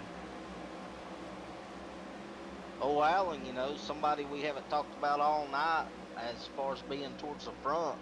You know, maybe he was saving something and he's going to be here for the end of this thing. Now again, the top 4 pitted lap 92. Will Hewitt, Bobby Jr., David Bradford pit lap 103. Fresh tires on these cars, but from 10th on back, they pit. Granted, they may have some damage with the exception of Mike Aiello Jr. Freshest tires in the field and a clean race car. If he can keep it that way, we'll see him back up the front here in no time. Brian Rose taking a look inside the 02 with Thomas McMullen. Has a little bit of help from the 71 of DeFries. Can't quite clear Thomas yet. Maybe he's got him off turn 4. He does. Move Brian Rose to the 2nd spot. Alan DeFries also looking to try and make that pass, but Will Hewitt helping out the 0-2, giving him some push. All alone on the bottom is the 71 of DeFries. But here comes Mike Aiello Jr. Mike with the fresh tires and the clean race car making his way through the fields, tucked in behind the 71.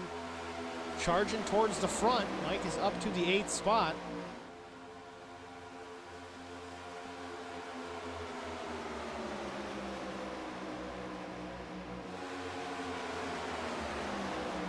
These guys are getting racy. I like it. It's getting to go time. 49 to go. The Freeze trying to push the 33 around through there.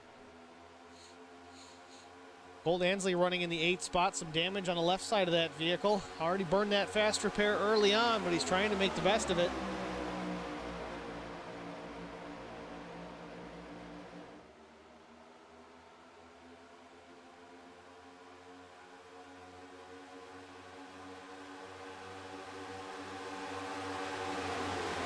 I think we've seen one thing, and that's, you know, unless you got fresh tires, it's hard to complete a pass on the bottom.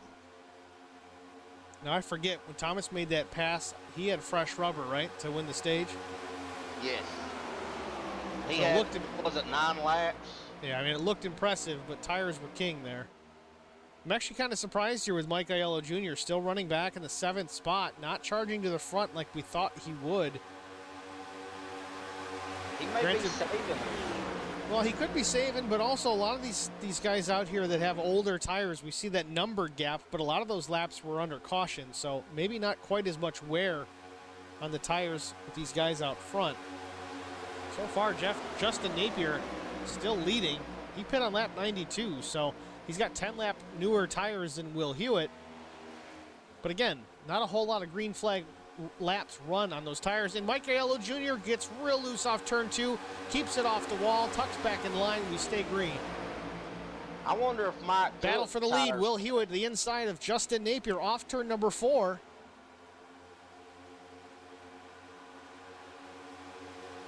Not sure if Hewitt got the lead on that lap or not. It was a side-by-side into 1. Will Hewitt still trying to take the lead from the 54.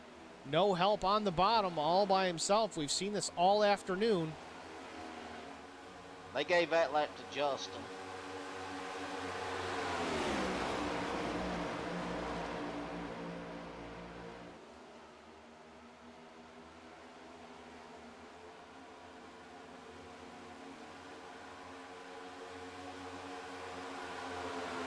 Justin Napier defending well, keeping the lead here, lap 119.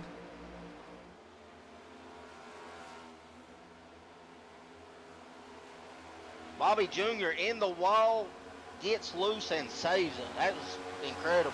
Great job by everybody behind him to check up and not wreck each other. Yeah, Bobby's went very high on the last few passes he's done. Yeah, Bobby was in the wall and he's still running second. Yeah.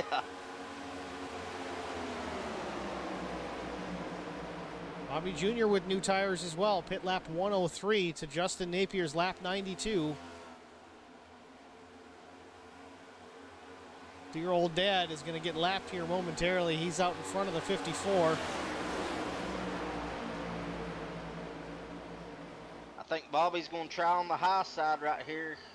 Two hateful chicken machines up the front, 1 and 2. Justin Napier, Bobby Hamilton Jr. The 33-year-old Will Hewitt, the fly in the ointment.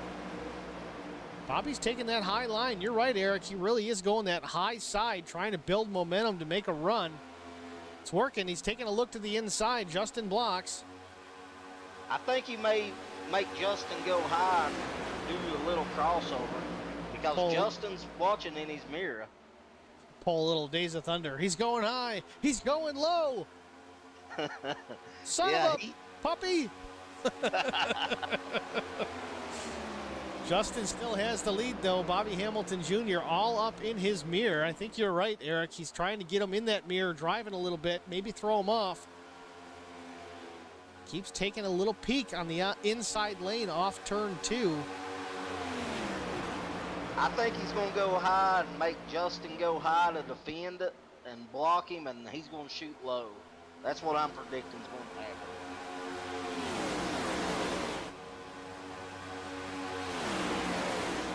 I could be wrong. Bobby's pulled off, I think, his last 3 passes. One of them in the wall on the high side. Bobby looking low again off turn number 2. So far, Justin not taking the bait.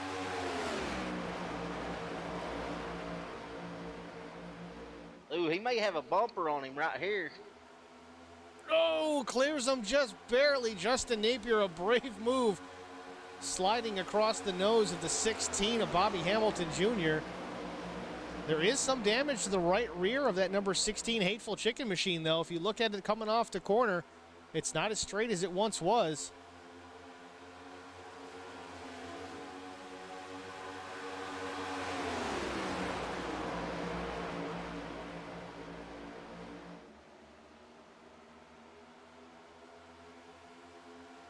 Bobby trying to fight for the lead, but he's also trying to defend the second spot. Will Hewitt looking all aggressive up in the back bumper off turn number 4.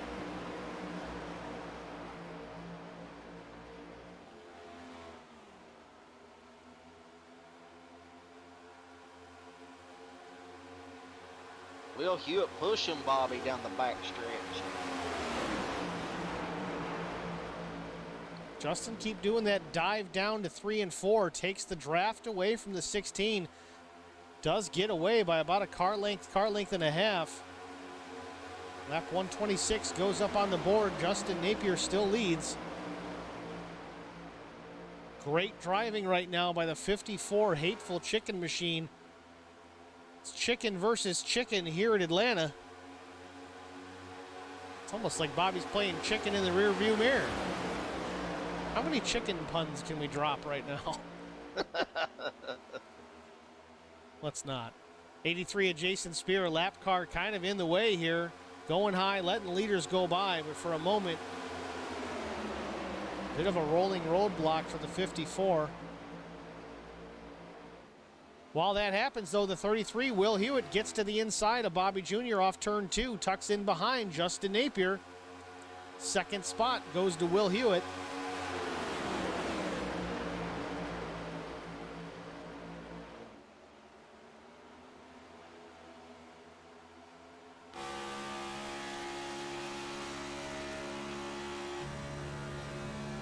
Looking out that back window of Justin Napier, he's got a whole pack of hungry dogs behind him.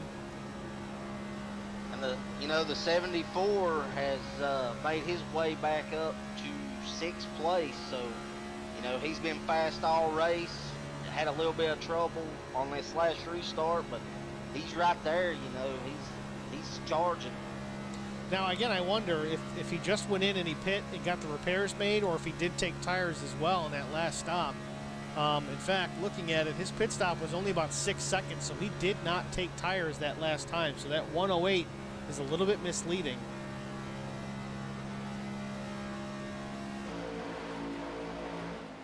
Yeah, I thought he got out pit road pretty quick to take tires.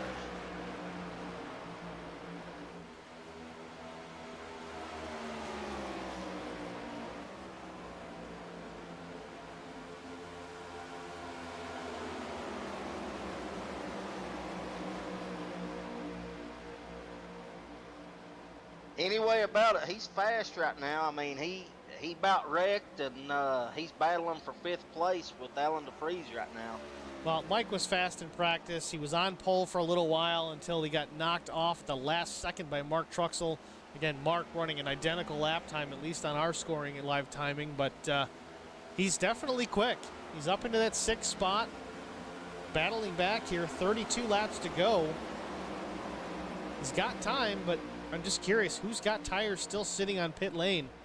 If we get a yellow, changes everything. But as we watch this battle up front, 1st and 2nd, it seems to have calmed down. Meanwhile, Justin and Will Hewitt pulling away from the rest of the field right now, putting a little bit of a distance back to 2nd, 3rd place Bobby Hamilton Jr. But Will looking to the inside of Justin Napier, almost making contact. Backs out of it to avoid doing so. Good move by the 33 to continue to fight another day. but it certainly brings back Bobby Hamilton Jr. and David Bradford back into the mix.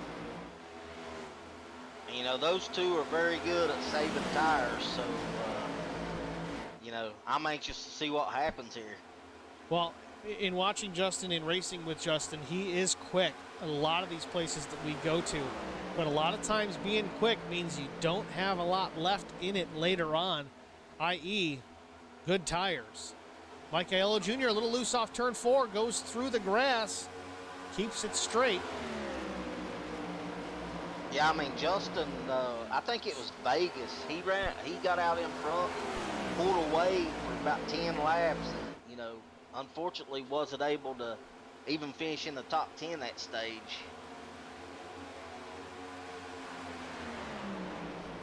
Will Hewitt battling him here for the lead.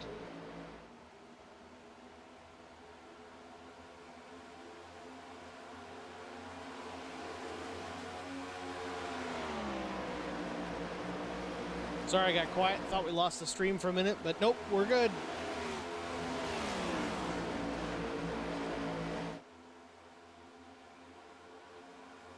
Will Hewitt backing off ever so slightly, maybe to try and get a run on Justin, or just seeing the lap traffic involved here, wanting to give it a minute, see how it thins out. Yeah, I mean, you got a lap car high and a lap car low here, so these lap cars, not making it too easy on them.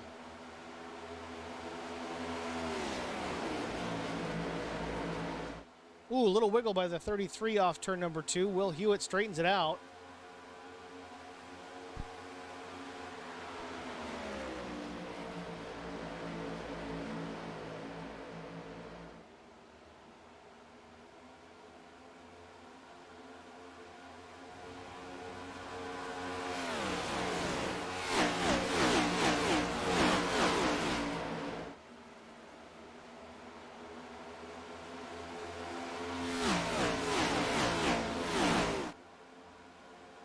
No, you think anybody's saving anything? Because I think this is the most spaced out we've seen the elite group.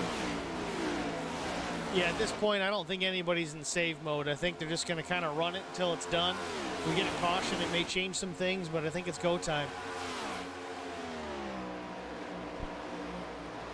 Justin Napier's looking strong right now.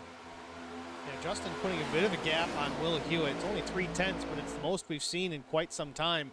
It's been less than a car length for pretty much since the drop of the green flag at the restart. Bobby Jr. running probably a car length and a half higher than Will Hewitt in front of him. See, I think that's also why you're seeing the 16 get loose a couple of times. He's still putting some air on the nose of that Ford Mustang, allowing it to turn through the corner, but again, coming off on exit, maybe a little bit of over rotation. That's how that thing's getting a little bit loose off the corners. At least if it's loose, it's still turning. Looks like Will Hewitt's taking a little page out of his playbook and running high with him right there in 3 and 4. Well, I think Will's starting to figure out if he just kind of changes up his line, maybe he can track down the 54 with the help of Bobby in the draft. Yeah, it looks like they're closing the gap.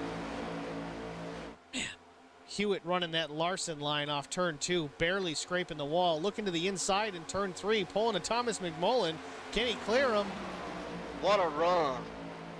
Great move by the 33 at Will Hewitt. Justin Napier battling back, looking to the inside through the dog leg. Does he have enough help?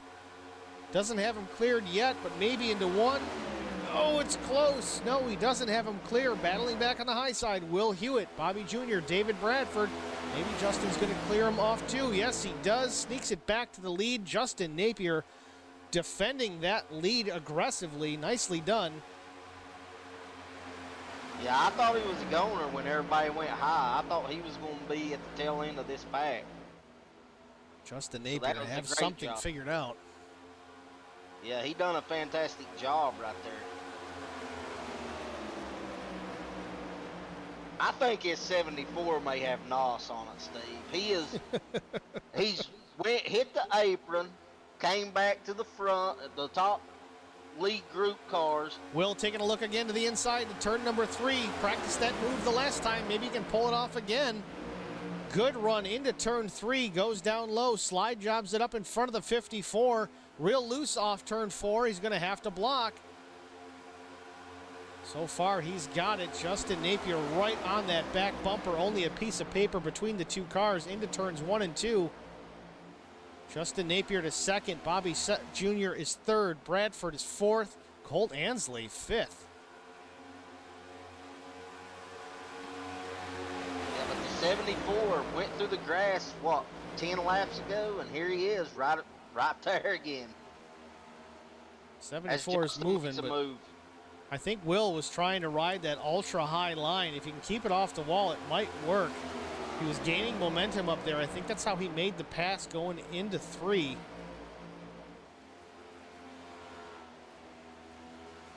Hewitt may have found something, but so far, side by side once again with the 54 of Justin Napier. We've got less than 20 to go. A little wiggle out of the leaders there. I'm not sure if that was a side draft gone bad, but they get away with it. Will Hewitt still edged out in front off turn 4. Who's going to lead it at the line? It's going to be the 33.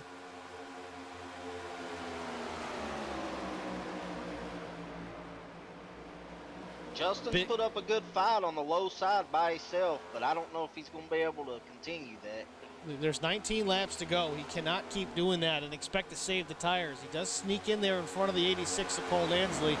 Tucks in behind Bobby Jr. for the 3rd spot. Will Hewitt out in front.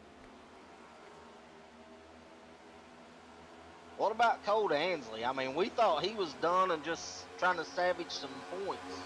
And here he is in 4th with the last part of the race left.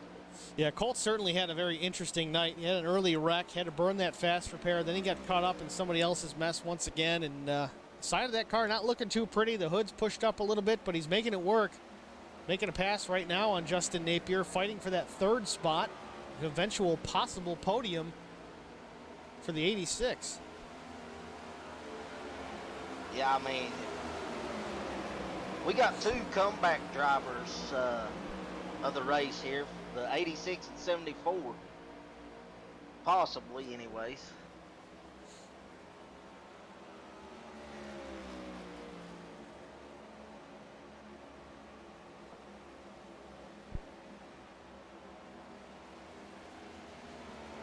Looks like everybody's going to go high on the 2 lap cars of Vincent Short and Cody Harder.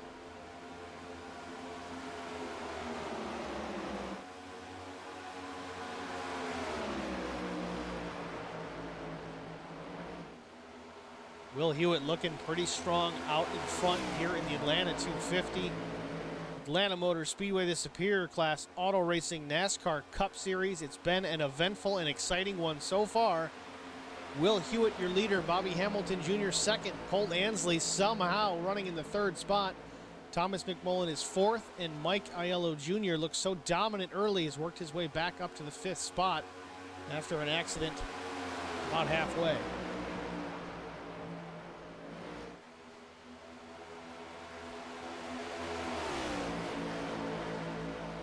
Yeah, Colt and Mike, they've ran a fantastic race to be in the position they're in right now. With everything that they've had go on, hats off to Colt and Mike. You know, I got to say, nothing against Mike at all, but Colt especially. He has battled back twice tonight.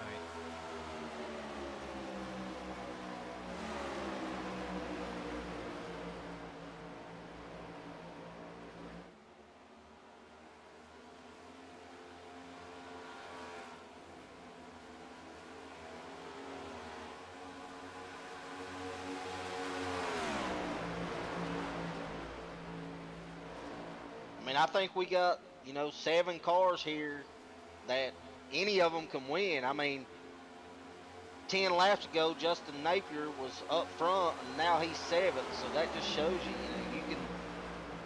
you can go from first to last, or you can go from last to first on this group of drivers.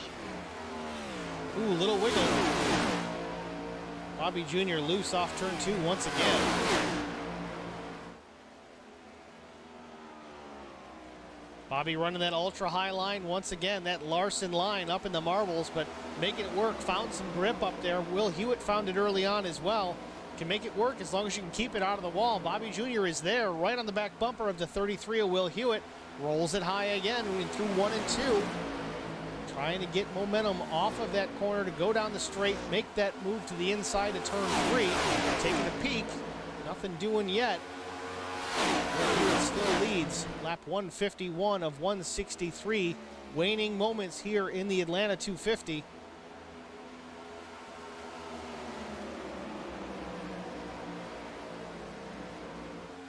Yeah, they got a little bit spaced out there. I'm not sure what happened, but a couple of them had to check up.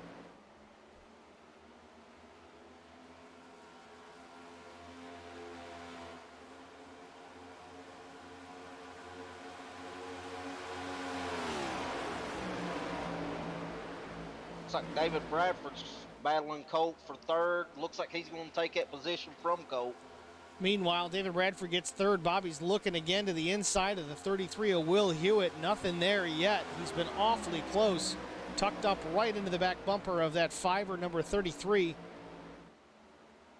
See Bobby backs off every lap. If you can't make the pass, he backs off, tries it again, builds that momentum, uses that draft, taking another look.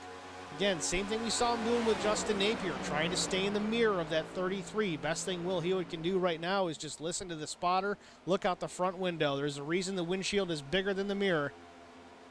Looks like Thomas McMullen was in the top 5 and pitted. I'm not sure what happened there. I'm not sure if it's just a gamble, if it's a fuel thing. Yeah, I seen him hit pit road, so I'm not sure, you know, what happened. He's been in there a little while, so I don't know what his deal is. He's over 30 seconds, so something amiss with Thomas McMullen. He's gone down a lap. Back out front, less than 10 to go. Coming to 8 laps to go. Will Hewitt, your leader. Bobby Hamilton Jr. looks fast right to the inside. Meanwhile, David Bradford taking a look to the inside of Bobby Hamilton Jr. Surprise! Second place for David Bradford. Will Hewitt in the high lane. Good run by the 46 off turn number 2. Can he do something with Will going into 3? Taking a look. Bobby got in the wall hard there. Looks like the 16 did make contact. I think it was entering 1 or just off the dog leg. Yeah, I'm not sure what caused that, but he hit the wall pretty hard. Yeah, right side's damaged pretty bad on the number 16.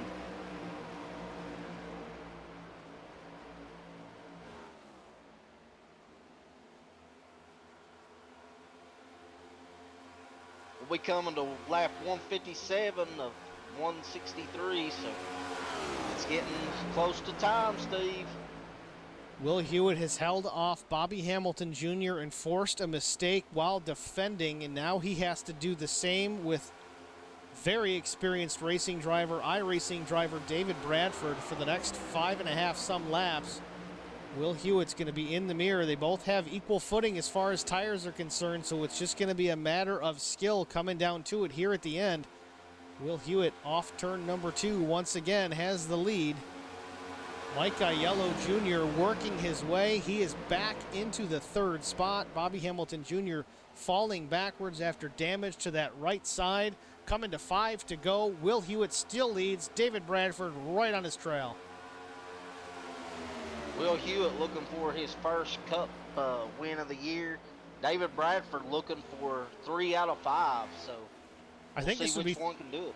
If David can win this, I think it's 3 in a row. It is 3 in a row.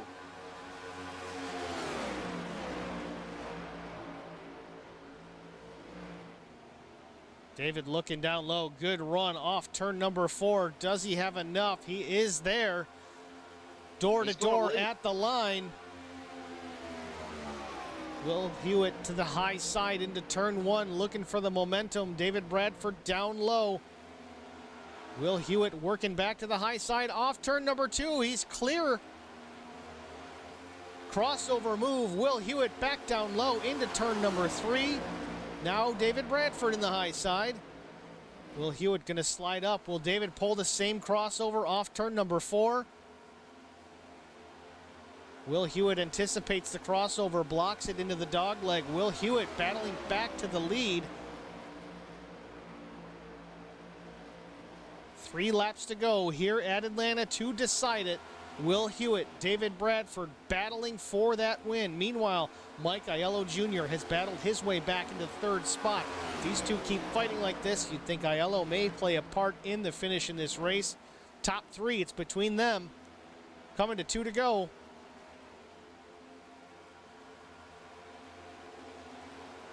Coming to 3 to go. Sorry, got ahead of myself.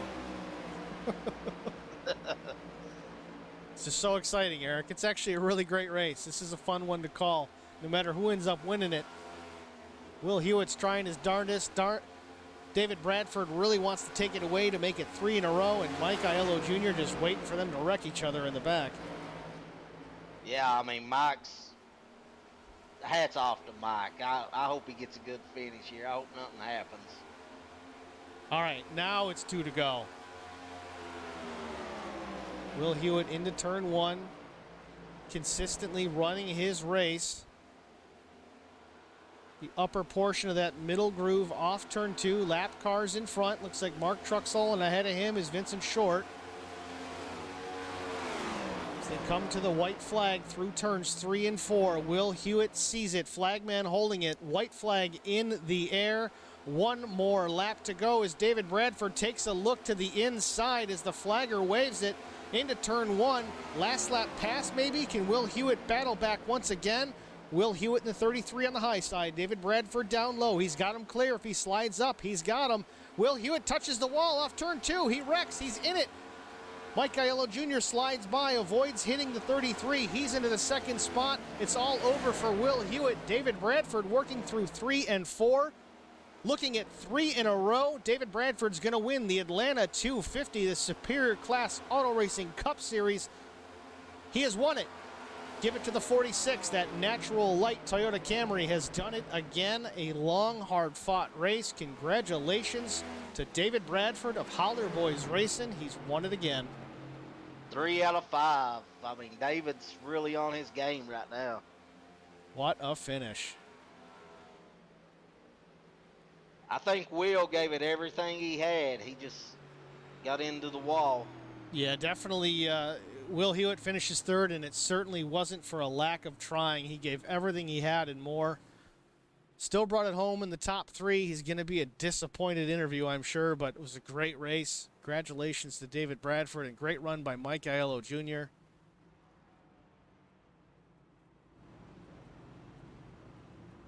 David Bradford, the points leader, coming in, so you know he's going to extend that points lead out.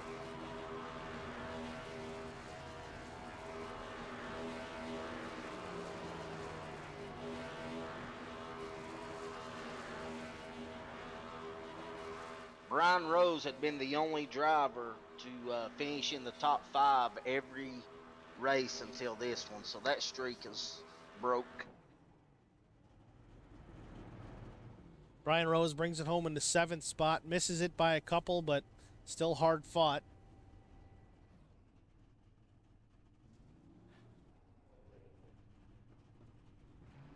Ian Spear, you know, somebody we didn't talk about hardly any this race, ends up starting 18th and finishes 5th. What a great race by him.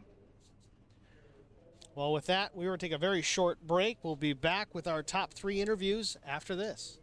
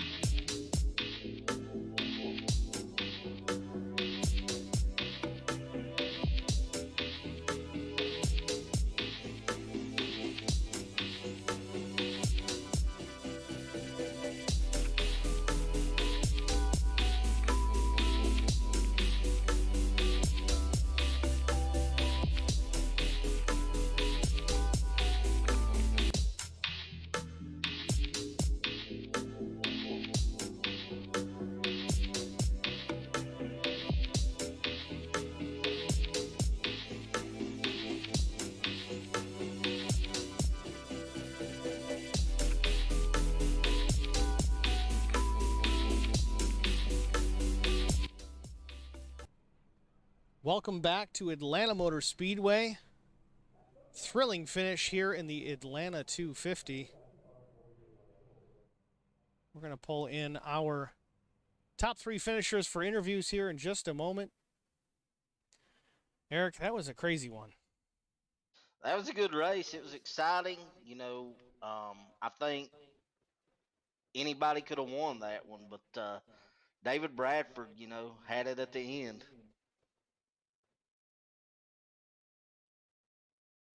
All right, so we will go to David Bradford first. David Bradford, it's Steve and Eric in the HBR TV booth. You got a copy? Hey guys, what's up? What are you laughing at over there? Yeah. Just victory lane. Old hat for the 46 of David Bradford.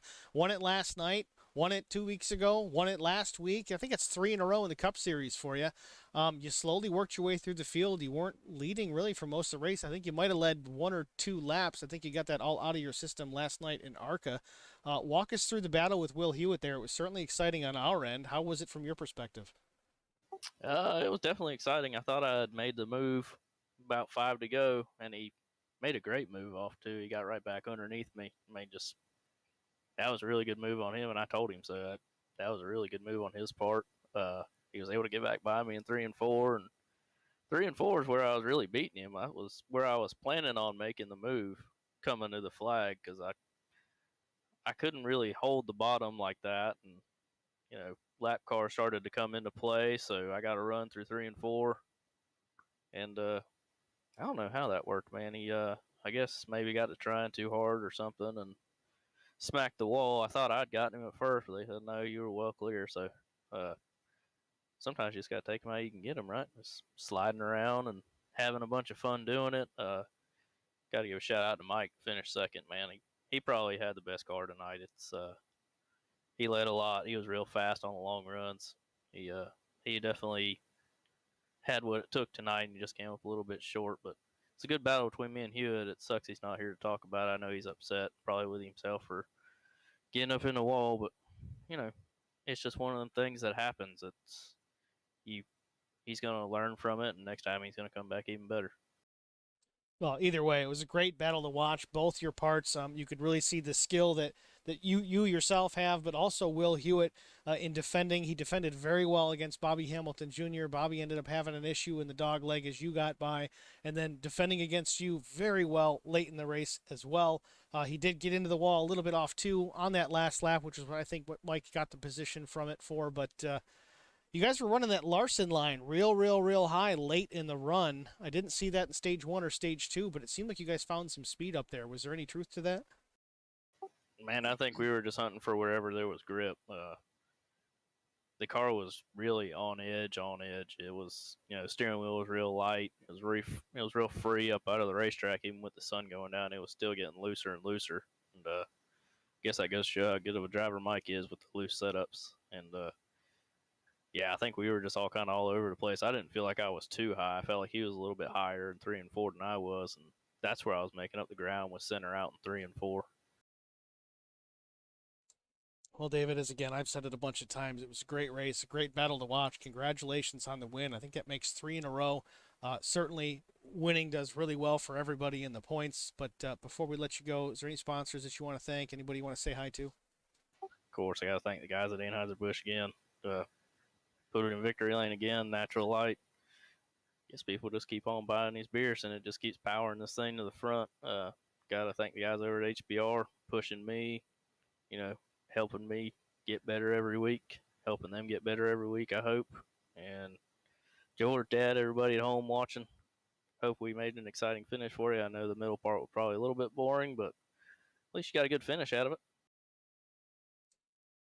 Good race overall, honestly. I mean, last night was decent, but a long green flag run in the ARCA series tonight. No shortage of action. I felt like I was watching a race at Daytona and Talladega on an intermediate track once again. So congratulations, David, and see you next week. Thanks, guys.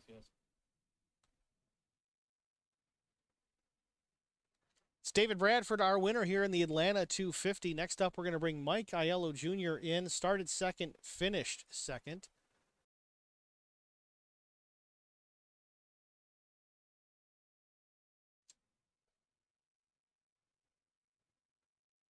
Mike Aiello Jr., it's Eric and Steve in the broadcast booth. You got a copy? Eric and Steve, I sure do. How you doing? Good. How are you, Mike? I'm doing wonderful. Man, it looked like you were fast all race, and I know we seen you get on the apron on that last run and lose some positions, then battle back. Then you went through the grass. What'd you have in the car? I mean, because no matter what happened, you were fast. Well, Atlanta's always been good to Bay Racing and the racelmlr.com Toyota. We're always fast here, and I made one mistake there. I tried to pinch the car a little bit too tight coming out of 4 to get under a couple guys, and it got me loose, and that sent me through the grass. But I knew as long as I kept it straight, I was fast enough to make it back up through the field. And as you saw, the car was just a dominantly fast car all night long, and very pleased with second. Nothing you can do about that. So we'll take a podium. Yeah, I thought you was definitely comeback driver of the race there. I mean, no matter what happened, you came to the front, and I know it's going to be a big points race for you. Do you think you had anything for him if it'd stay green longer? Oh yeah, I run up on David, so I would have, I don't know how many laps, the old proverbial if I just would have had 2 more laps, but no, I had something for them. I'm always good at tire wear here uh, on all the cars, so yeah, I would have caught him and passed him, no doubt about that. But we raced to lap 163, and he beat me to 163, so congratulations there to David. Yeah, he in his interview he said you was probably the fastest car out here, and I think everybody would agree. But good points race. I didn't get to race with you in Scar, so I enjoy watching you. You know, the times I have seen you, it looks like you've done really well, and I look forward to seeing you. I think you can compete for a championship here. So you're in it for the points, right?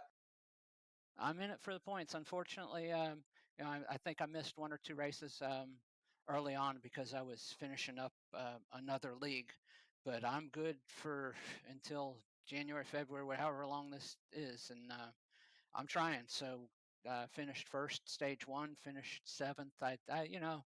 I questioned myself about my pit strategy there for the stage for second, because I know if I would have come in for tires, I would have won the second stage, but I wanted to save 1 set of tires in case we had a green white checker or something like that. So I left 1 set of tires in the pits, unfortunately. But I take the 7th for the second, and then second place here. So good points night. I got a lot of points to catch up though to be up in the championship. So maybe I can make it into the playoffs, and we'll see what happens then.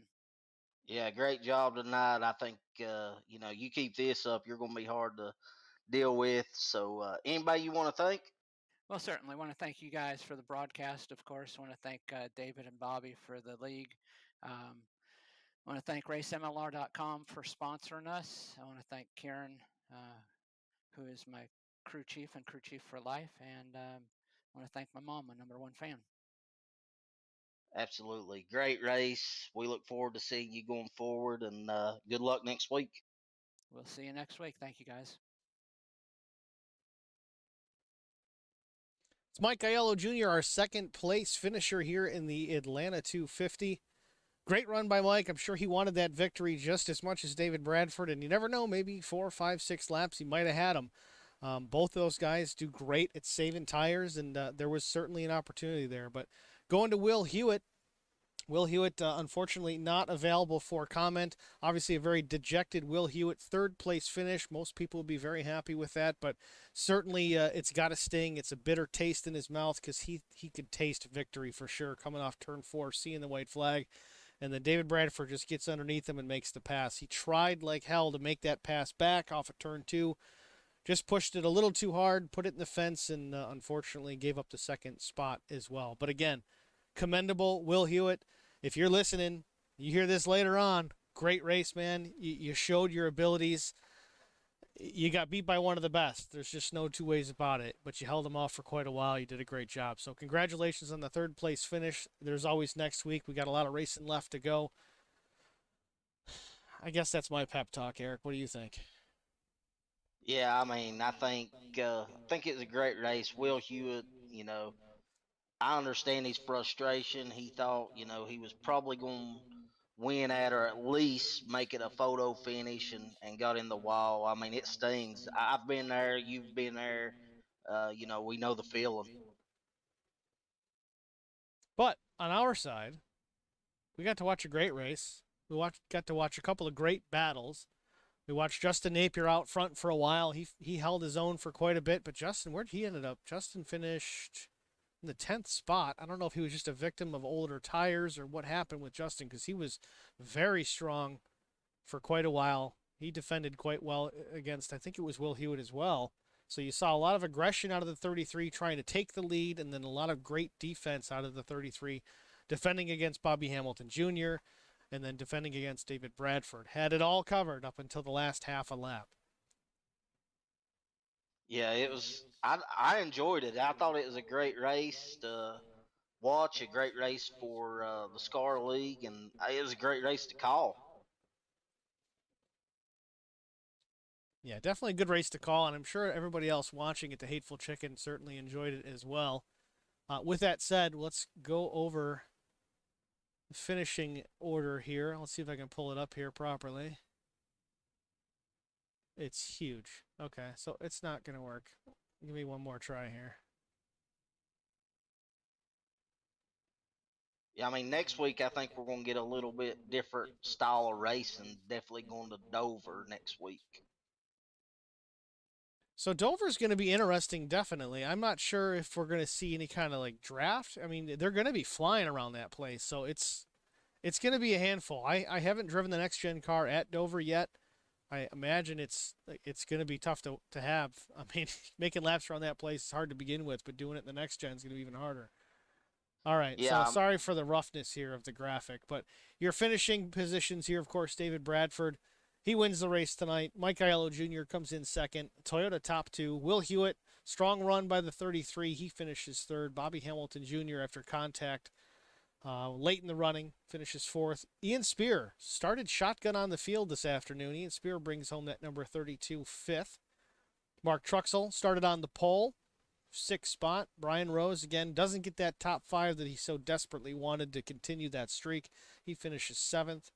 Cole Ansley, a hard-fought afternoon, had an issue early, crashed on the backstretch, and then got caught in another incident later on. Had some damage on the car late in the race, was running top five for a little bit, but finishes the race in the eighth spot. Still a good run for the 86. I'm sure he'll take it. Rough afternoon either way. Jason Spear in the ninth spot. Also, Jason started shotgun on the field with his brother Ian. You have Justin Napier, as we talked about, finished 10th. Jesse Bobo was 11th. Alan DeFries was 12th. Thomas McMullen had some fuel issues. I guess he was trying to work some strategy. Didn't get enough Tiger in the tank to make it to the finish. That's why we saw Thomas pit there late. Vincent Short was 14th. Cody Harger, after a crash, 15th. Jeff Napier was 16th. 17th was Will Jones after a crash, and Carson Conway finishes the race in the 18th position. So that's going to wrap it up for us here in Atlanta. Eric, do you got any final thoughts? I just can't wait to go to Dover, see what happens there. You know, these guys are fighting for a championship, and I think it'll be a fun race to call there. You all make sure you join me and Steve, and let's go racing next Tuesday. Yeah, Dover's going to be a challenge. And if I get the opportunity, I may turn some laps in the next gen. I'm not a huge fan of the next gen car, but just to kind of get a feel for it, I may hop in the car and see what she's like. But it's going to be interesting. It's going to be fun to watch. High banked, mile oval, concrete track in a brand new car. Even if you're only kind of a race fan, you ought to be tuning in for that for sure. Before we get going here, we got to thank the Hateful Chicken for being a major sponsor here in the series. Hateful Chicken out of Ashland City, Tennessee. If you're hungry or thirsty or just need a place to hang out for a little bit, stop in. Or if you want to carry out, we can do that too. 164 South Main Street, Suite 300, Ashland City, Tennessee. Stop on down to the Hateful Chicken, grab a bite, a cold adult beverage, or even an iced tea. It doesn't matter. Come see them. They certainly help us out. I know I want to get down there. If I'm ever down south, Eric, you're a lot closer. If you ever go, you got to tell me about it. I'm gonna make a trip there one day. And last but not least, I want to thank Whiplash Media for providing custom cameras for Atlanta Motor Speedway for this event specifically. They do great work. They give us all sorts of different options and camera angles instead of the typical 3 or 4 that we get from iRacing. I've got about 12 that I can play with, so it's nice to have that flexibility. They do great work, and we really appreciate that. Last but not least, Holler Boys Racing TV. If you're not already a follower, a subscriber, a liker, do all of those things, please. Because if you follow us on Facebook, every time we go live, you're going to get that little notification on your phone that Holler Boys Racing TV has just gone live, which means there's a race to watch. You don't need to say, hey, remind me that the SCAR race is on Monday or the SCAR race is on Tuesday or what have you. It's just going to pop and hit your phone or whatever device you've got it attached to. So like, follow, subscribe. Holler Boys Racing TV on YouTube and Facebook.com/Holler Boys Racing TV. Okay, I think I got it all out of the way.